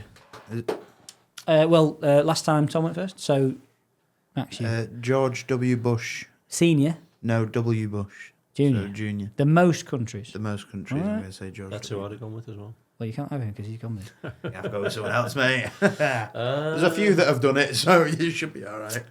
Invaded the most countries. Didn't say in what sense. Sent the military into the most countries. Oh, okay. Kennedy. John. JF. Kennedy. Can we have which American president invaded the most countries? Top 5 American.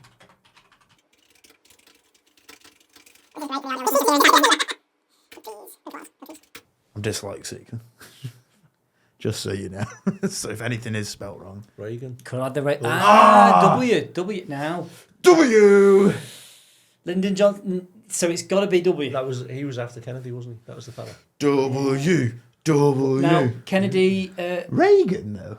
I didn't think... Yeah, Contra is in the oldie. I couldn't think of any that Right, he'd done. okay. Which American I president? still think of Reagan as just an actor, though. So I always think of his presidency as a little bit... Well, you know he less. had a bodyguard called Donald Reagan. Not even a joke. Right, so with Max has got 2 now. 2-1. But luckily, we're on the bonus round now where Tom can win 2 points because it helps me in the final round. Tom, fattest president. Tom gets to choose first as well. The fattest president. I don't know. Roosevelt. Roosevelt, okay. Max? Um, No, that was my suggestion. No, it wasn't. I'm going to say Nixon. Nixon. Nixon was pretty Good choice. pretty big, wasn't he? Good choice.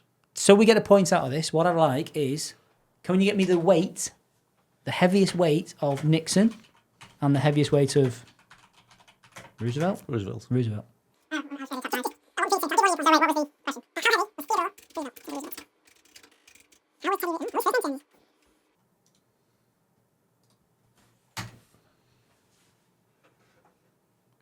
Okay. It wasn't too bad. 220. 220 for Roosevelt. Okay. And then what was mine? Nixon. And Nixon. I don't think Nixon was...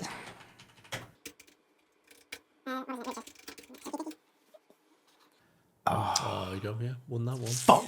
So we're on 2-2. So we need a decider. Now I thought of a deciding round earlier, which I thought was the main reason for doing this. So It makes a quiz and then makes me do the fucking answers. yeah. This was the one thing he had to prep. I prepped 2.5 pages of questions for you. I've had a busy day. Right. Half of the questions he fucking asks anyway without knowing that they were in there. Right, I've got it. Okay. Deciding round. You like this? To the nearest Satsuma. Pay attention, Max. What's that? He's cheating. He's trying to find the definition of Satsuma. He's from Wigan. Max, to the nearest Satsuma, Okay. for weight, how many Taliban fighters were killed during the War on Terror? What the fuck kind of question? What are we looking for? Wait, Number of Satsumas or number of Taliban? If you liquidized the Taliban fighters, Yeah. I'm going for an upper range. You know, I'm not mad. Being sensible, right? You took their weight, expressed in a figure made up of Satsumas, water weight, not dried. Don't be stupid, right? How many Satsumas equate the number killed during the War on Terror? 7 billion. Oh. 7 billion Satsumas? Yeah. I reckon 4.5 million. 4.5 million. Right, well, 4.5 million to 7 billion. Right, Max, I'm going to need your help again on this final figure. Why have you not got it on your phone? Have you got the answer on your phone? No. Why? Did you not search it before on your phone? I did, but I forgot it. Max, It's there then. If you searched it on your phone, it will be there. I'll find it. It will be right Max, there. you're not- Jesus this- fucking Christ. This is the kind of shit I've got to fucking deal with. 25,000. Oh my God. If you want some... Let's see if we'll get to episode 8. Will. Jesus. Right. Oh, this is episode 8. Anytime you want some free therapy, give me a You shout. Oh, fuck, I'm going to need it after. Just give me 60 seconds while I just work out. I'll tell you when I'm recording one of these episodes. I'll come straight over afterwards. Fucking hell. I'm just working out how much a Satsuma weighs. Oh my God. Jesus fucking Christ, Jack. You know, they're called Satsumas because of the place. You were meant to prep. Prep means have it ready before you... There's obviously no exam for being a father, is there? Mind you, she loves Satsumas. I call them terrorists. So, what kind of songs do you like? I do like acoustic. So my Spotify plays. You mentioned a bit of Bowie before. Yeah, Ziggy Stardust. I don't know that one. Oh, do you know it? Oh, fantastic! There you go. Is this your first live performance on a podcast? Could well be, couldn't it? Yeah, I think.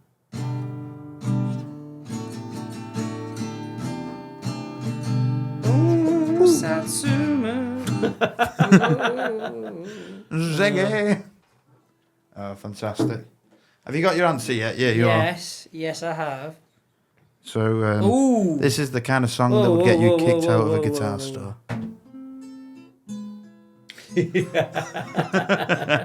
Where's the sign? Where's the sign? Now, for full No disclosure, stairway.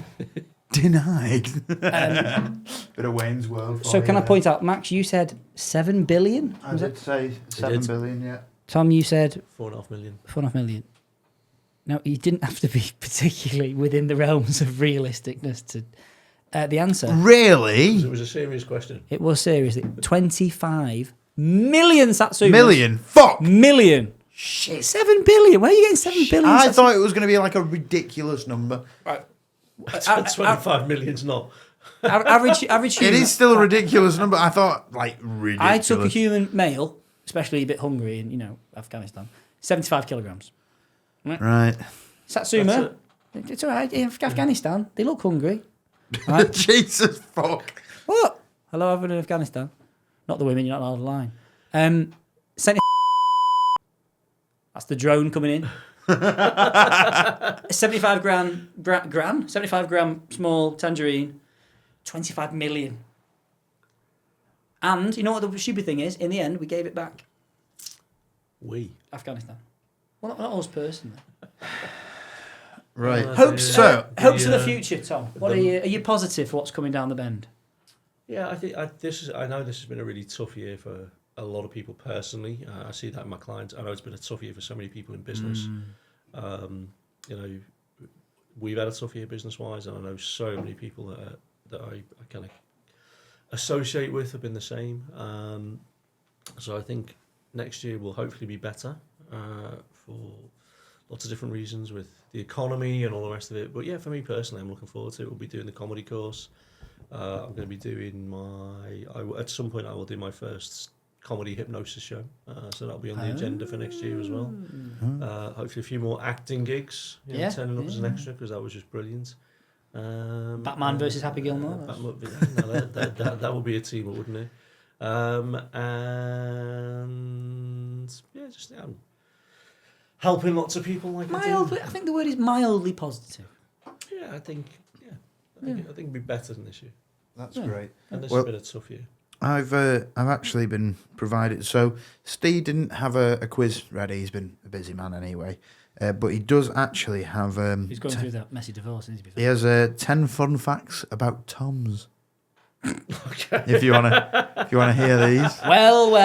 Mr. Satsuma's pretty fucking city now. I'm glad you said Tom's and not Tom, because I was like, oh shit, he's been onto the internet and hang asked on. ChatGPT. So you're Thomas? Yeah. As in woman on a chair. Thomas. Yeah, that's how I know when I'm in trouble. When my mum calls me Thomas. Your mum gets on a chair and Yeah. hits you with a broom. Yeah. Puts those stockings around her ankles and yeah. So yeah, I've got 10 fun facts about Toms for you. Do you wanna hear them? I do. I can't wait. So they strut their stuff. That's number 1. Yeah, that sounds like me. Number 2, their heads change colour. But what is it? Wasn't aware of that, but Well, when you anything's blush, possible. Yeah, you know. it's hot in it. Yeah. Number 3, they gobble but hens don't. Okay. Number 4, they have a snood. Oh, hang on. Is Tom's a name for a type of chicken? Male chicken. Number 5, they can run and fly a bit. Number 6, excuse me, they have sharp spurs. Number 7, they can recognise faces. Number 8, they like to show off early. Number 9, Show off or their show up? beards aren't for shaving. And number 10, they're smart and social. Hey. So hang on. I said, what's your hopes for the future? So a Tom and when it comes to is chicken news. a Tom is a another name for a male turkey. Okay. Oh. So yeah, those are Is some it- fun turkey facts for you. There's also a nice little video which will be coming onto the screen in a second whilst we get Tom's reaction.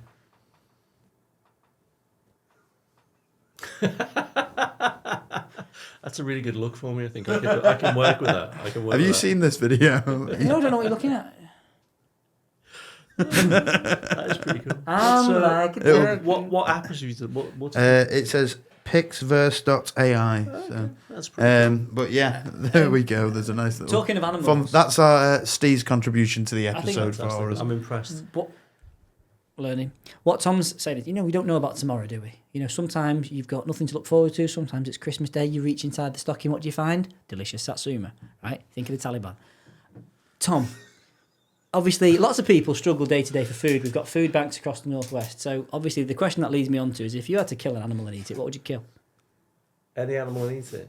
Yeah, Max thinks he thought he could beat up a cow. I just think he wanted some beef. Any animal and eat it. Like, what do you think you could actually... Like, I've got rabbits. I don't want to eat them. I'd go. What do you... I'd go with a rat because you never. Where are you going to find a rat? Well, you're never more than 6 feet away from a rat. Yeah, Especially in Liverpool. You don't eat a fucking rat. hell. You don't eat a rat, do you? What did you reckon? I won't eat a dog. What the fuck are you talking about now? He's scrapping them, not eating them. No, but like, if you had to eat them for survival. Right, here's a more important question. Now, you're a professional man, right? You'd say It's been said. you work in a professional space. You're quite well respected and stuff like that. Okay. If you were in a zoo, Why the fuck are you eating rats? Yeah. Have you heard this? if you were in a zoo, I saw this on with Jake, I think. yeah, which animal would you jack off to? Okay. Right. So I'm gonna go with something completely Did you hear both the answers? Did you see? Did you hear our answers? monkey and frog. Yes. Yeah. For correct. different Yeah. reasons. God, we got a fan of the show here. Monkey and frog. Okay, I paid attention. Right, so Definitely didn't send him all the episodes to I'm research. I would actually go with. Kangaroo's got 2 vaginas. What's he going to do with 2 vaginas? He could probably barely handle one. This is true at my age. With these feet. Absolutely. Is a blue pill or a red pill? I'm sure I've had that blue pill before. Big blue pill. Why are you shagging a kangaroo? Anyway, sorry. I would go. I'm going to go really, really weird. So talking. Ours aren't weird at all. Talking of Gen V, yeah. Oh, and yeah, the yeah. boys. Oh, and yeah, yeah. The deep. Yeah. I would go with a Dolphin. moray eel. Yeah, but Are surely those one of the electric ones, or? Well, but that'd give a bit of an extra kick, wouldn't it? But the reason I Yeah, thought zap that my was- ass. Oh. When I was watching, because I've done a lot of scuba diving and I've stroked. That's not meant to be why. No, but I've stroked moray eels and they're really silky and smooth. So you're the only one in the group backing up to the eels. Well, so you did a lot of diving in the Red Sea, right? And there's You won't be from now on. Tell me- like that. yeah, They'll me- see this clip and they'll be banning you. Tell me you're getting in the water, pretty he's sure- just over the edge of the boat. Pretty sure he's the guy who jacks off to eels. Let's Never. not let him. You'll Red- get that one weirdo who goes, "Come over here, mate. I know where all the eels But are." there's a wreck in the Red Sea. Can't remember what it's called. There's these 2 massive eels that live on it because I've dived on it several times. And we used to do night dives on it, and at night they come out. Okay, but they're big eels. They're about 30, 40 feet long. And Jesus. they're about that fat. But they kind of lie in the infrastructure of this wreck, and at various points their body is exposed, so you can actually stroke them, and they just think it's fish swim, so they don't react, and they are so smooth and silky. It's unbelievable. You think they'd be slimy, but they're not. They're really smooth. Are you admitting to touching up eels on the podcast? You can't prove nothing. How big do the Allegedly, remember, if you say allegedly, Allegedly. it means how nothing. big do the eels get? These ones are pretty big. I mean, they must be, the body's about that fat, and they go good 30, 40 feet through. Is it Jesus. eels that don't reproduce? No. They do when I'm there. No, I'm pretty sure it's eels or something like that. That they only reproduce in the Sargasso Sea. No, what's the triangle called? Bermuda Triangle. Bermuda Triangle. Dairy Leaf. And it's been noticed.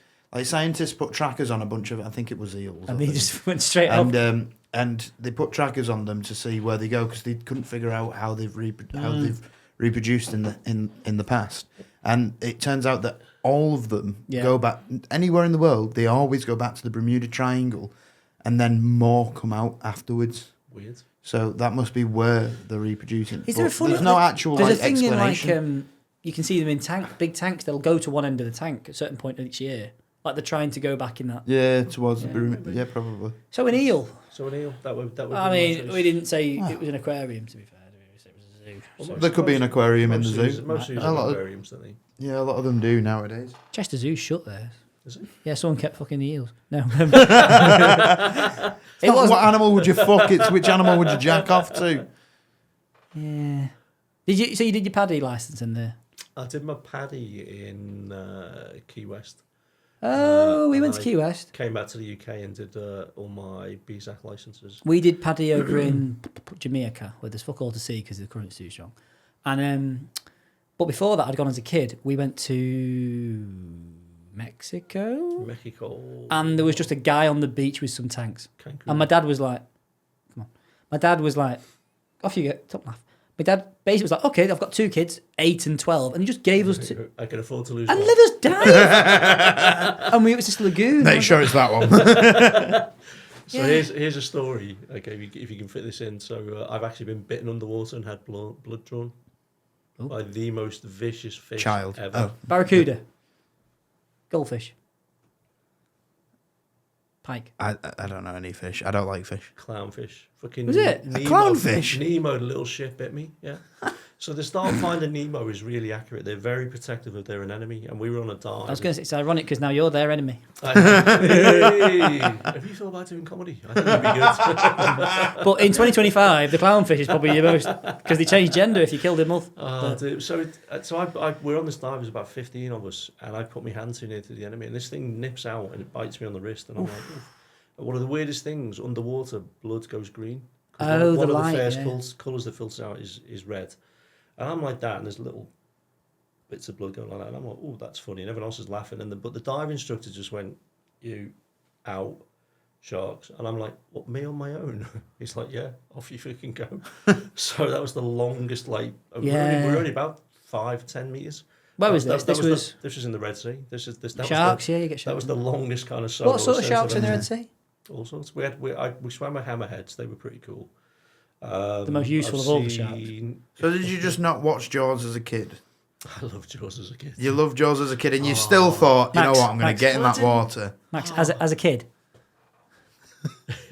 He would have been 7 when Jaws came out. I was 7 when Jaws. Oh, yeah, I 7 think when about Jaws came out. You would have probably been 8 when it came out I here. went and saw it again recently because they released it in like 4K. Oh my god! What a film. Fucking shit. Oh, it's a great film. But and this is where I kind of ruin everything from a psychological point of view. The interaction between the 3 guys on the boat when they're doing the whole, Indianapolis speech and all Very that. toxic. Yeah. It's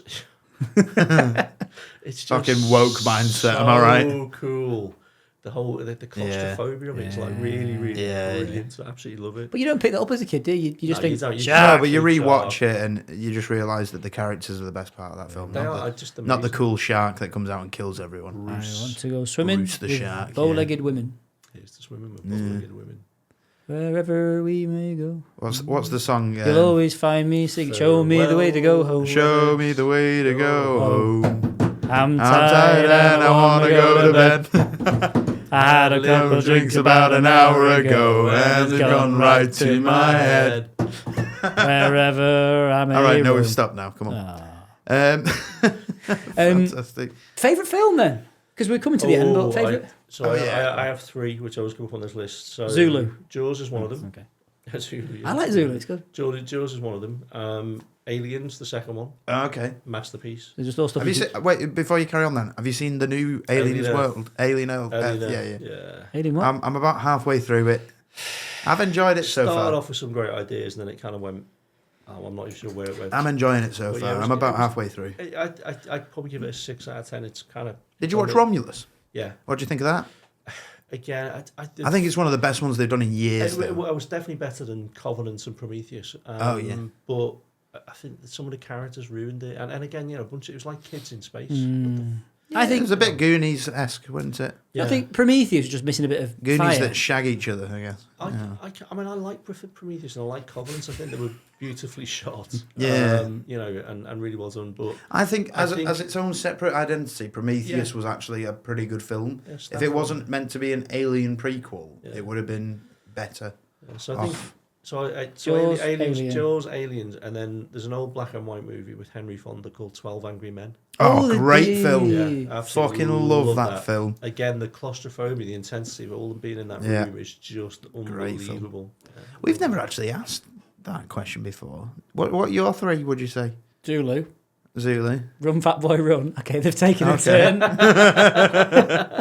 Is it because you look like Simon Pegg? Oh, I love that. The thing with Zulu was Isandwana. We don't need to know that. Well, we got beaten by there was an eclipse, wasn't there? You weren't there, but we got beaten and we had rifles and guns. Anyway, while we were wearing red, pointless. Zulu, Run Fat Boy Run, and Knight's Tale. With Heath Ledger. I'll watch it with anyone. Yeah. Which he's dead, but that makes sense because he was a knight. Yeah. Shame, was he suicidal or? No, it was he accidental drug overdose. Overdosed, didn't he? Yeah. Yeah, accidental apparently. Yeah. You, Max? Shaun of the Dead, number 1. I love that. Is that because I'm in Great film. I've Zulu? never thought about 2 and 3 overly because I tend to go into TV from that point on. But if I go with films, probably Alien, the first one. Yeah, I really like that one. Yeah. And probably Scarface, Yeah. Oh. but not the 80s one. The 1932 one, the original. Okay, who's in that? What's his name? Jimmy Cagney, something like that. I can't remember his name. I'm gonna have to. I'll Google that dead quick actually. I think. Do you not think TV's dead though? No. With the degree to Like- which there's I think streaming and Traditional style of TV, traditional yes. channels definitely. Broadcast but media. Streaming. No. I mean, I never watch TV. I would binge watch whatever. There we go. Have you seen? If you like Howard Hawks, Howard Hawks. Paul Mooney. It was kind of Boris it was meant to be Al Capone, but Okay. obviously not Al Capone. Yeah. Like, so they changed the name of the character, but it's an Al Capone film. There's a part in it that always sticks in my head, which is why it's one of my favourite films, because it being 1932 and how they filmed it. Yeah. Because I did film and television production, so behind the scenes always has interested me and stuff. There's a part where a guy runs towards the corner of a street and he's chasing someone, and as he runs to the corner, he gets shot at and the wall starts, filling up with bullet holes and stuff like that. But it's 1932. They didn't use squibs. They didn't use timing and everything Just like real that. bullets. They fucking shot at the guy, the actor. They shot at him, like right next to the wall that he'd run past, and it looks so realistic because it is real. It's basically what they did. the old cool. stagecraft. But it's like it's the it's same reason I like all the Buster Keaton films. Like he still had a bit I of love safety that. and stuff, but And all Howard- his films are Howard just Lloyd fucking and- brilliant. yeah. Yeah, all Very those good. classics. I really love them just purely The- because of Talking of the boys and Gen V, have you seen Peacekeeper? Peacemaker. Oh. Yeah, I'm up to That date is on that. Brilliant, that is. Yeah. So Have you good. been watching season 2? Yeah. Yeah, it's really good. Yeah. Have you seen the newest episode? And I think I'm up to 4. Oh, you got some good stuff coming up. Yeah. I love that. Episode That's 7 so comes good. out on Friday. That's really cool. It's really good. I love Peacemaker. Vigilante's one of my favourite characters He's now. brilliant, yeah. Yeah. The Have you been blonde- watching? You won't No, have been watching. anything with John Cena, I don't want people seeing it. Vigilante, I think she's better than Angry Uncle. He's a dick. No. Vigilante, yeah. Obviously, you're a therapist. It's been said. If you could have anybody on the couch, short of Angelina Jolie, as you discussed, do you have anybody you'd really just like to unpick? Dead or alive? I mean, obviously. Okay, no question. Then Freddie Mercury. Oh, Okay. Out 6 days a week and twice on Sunday. originally called Zoltan or something. No, for Farouk. Farouk was Yeah, Farouk. Farouk. I mean that. for Russia. You know, I mean, what Interesting, yeah. a interesting guy and so creative and such a powerhouse. You know, Even it's to his still- last day as well. Yeah, it's kind of it's one of those moments in history. I still remember where I was when I heard that Freddie Mercury died. Just like when Lady Di died. You know, it's like what I do have the question of, like, you look at people like Freddie Mercury, Elton John and all that. Yeah. At the time, did people think, like, oh, he's clearly gay? Do you know what I mean? Because it was such a big secret, especially think with it Freddie was- Mercury, it was a big secret. But looking back, it's like, I mean, it was pretty obvious. Like, with the way he would perform on stage, the stuff that he was doing, You weren't allowed to say, were you? things like that. But I also think that Was it as big as he... George Michael as well as another Yeah, big I was one where I'm gonna like... say George Michael's gay.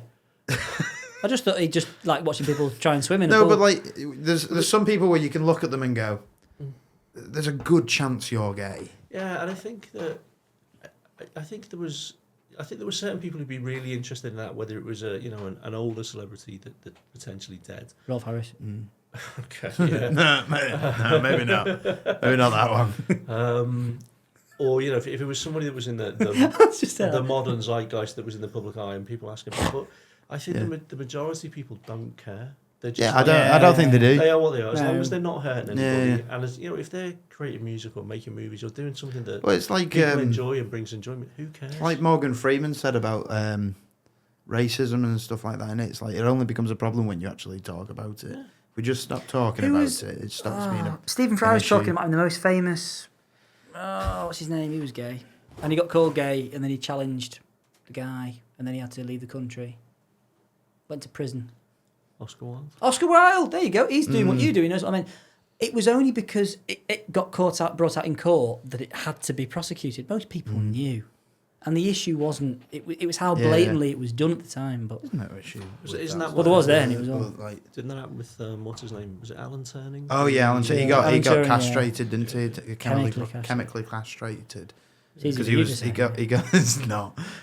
he got caught with a man in a pub or something. I think I was well, don't think I know I was raised to kind of be very much like, live and let live. As long as as long as what same you're here. doing Goes around killing people in Russia. doesn't hurt, doesn't hurt anybody, then get on with it. As long as you're Catholic, it's okay. That was a joke. Not a great one. Oh, God. No, well, I mean, I am a Catholic, but Yeah. Same here. I thought you were one of the good ones. I was raised as a Catholic. I mean, the last time I went to a church was probably a funeral or a wedding. Yeah, I'm a non-practicing Catholic. I would say I'm agnostic. I am sure there is something out there that is far more intelligent than we are, and if we ever met it, we would call it God. But the guy sitting in the fluffy white clouds, You're probably agnostic then in that sense. That's white and from the Middle East.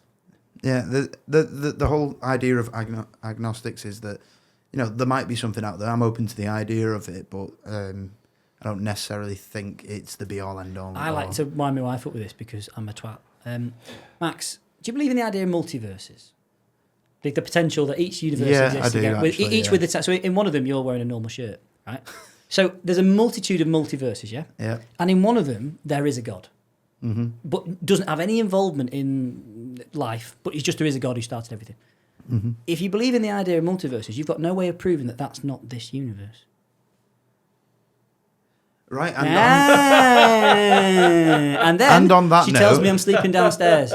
And on that note, I think we'll wrap it up here. Thank you for Tom. Coming up to 2 hours. Thank been you a though pleasure, for coming gents. That's down. been really enjoyable. Really, It's really been a enjoyed bit it. deeper than the normal, but it's been. Yeah, but it's been interesting, and hopefully You the said a lot more audience interesting finds stuff than a lot of the people. Very good. Usually we have comedians come on or like other people, and they're just I'm aspiring to that giddy level. but One day I'll be funny. No, you we've had worked up to actually Shaggy interesting News. conversations as well that aren't just have you ever shot yourself on stage? Like that kind of stuff. When have we ever? We haven't said that one specifically, but you know what I mean. Like we've actually had a thoughtful talk about So interesting are you getting stuff. into the tank with the eel without your kecks? on? Right, we're going to have to wrap it up though because I'm about to piss myself. So me too. So, thanks for watching. Right, thank you Hope for you've having enjoyed. us. Thank you, Tom. And Cheers, thanks guys. again, Tom. For And coming when on. you see, and before we go, hi Luke. hi Luke, and we look forward to the new comedy course from Tom. Yeah. Yeah. Hey. Oh, we forgot to ask who was going to teach it. Well, I'll be doing most of it, but I'm hoping for some established comedians to come along and do some guest appearances. and right, a bit of a okay. Q&A. Well, Max might have Well, a karaoke. we've got a list If you know for you anyone, if you need it. Max might have a karaoke competition on that day. Right, I actually am going to piss Right. myself, so thanks. Thank you. See you in a bit. Thank you, everyone. Goodbye. We're done.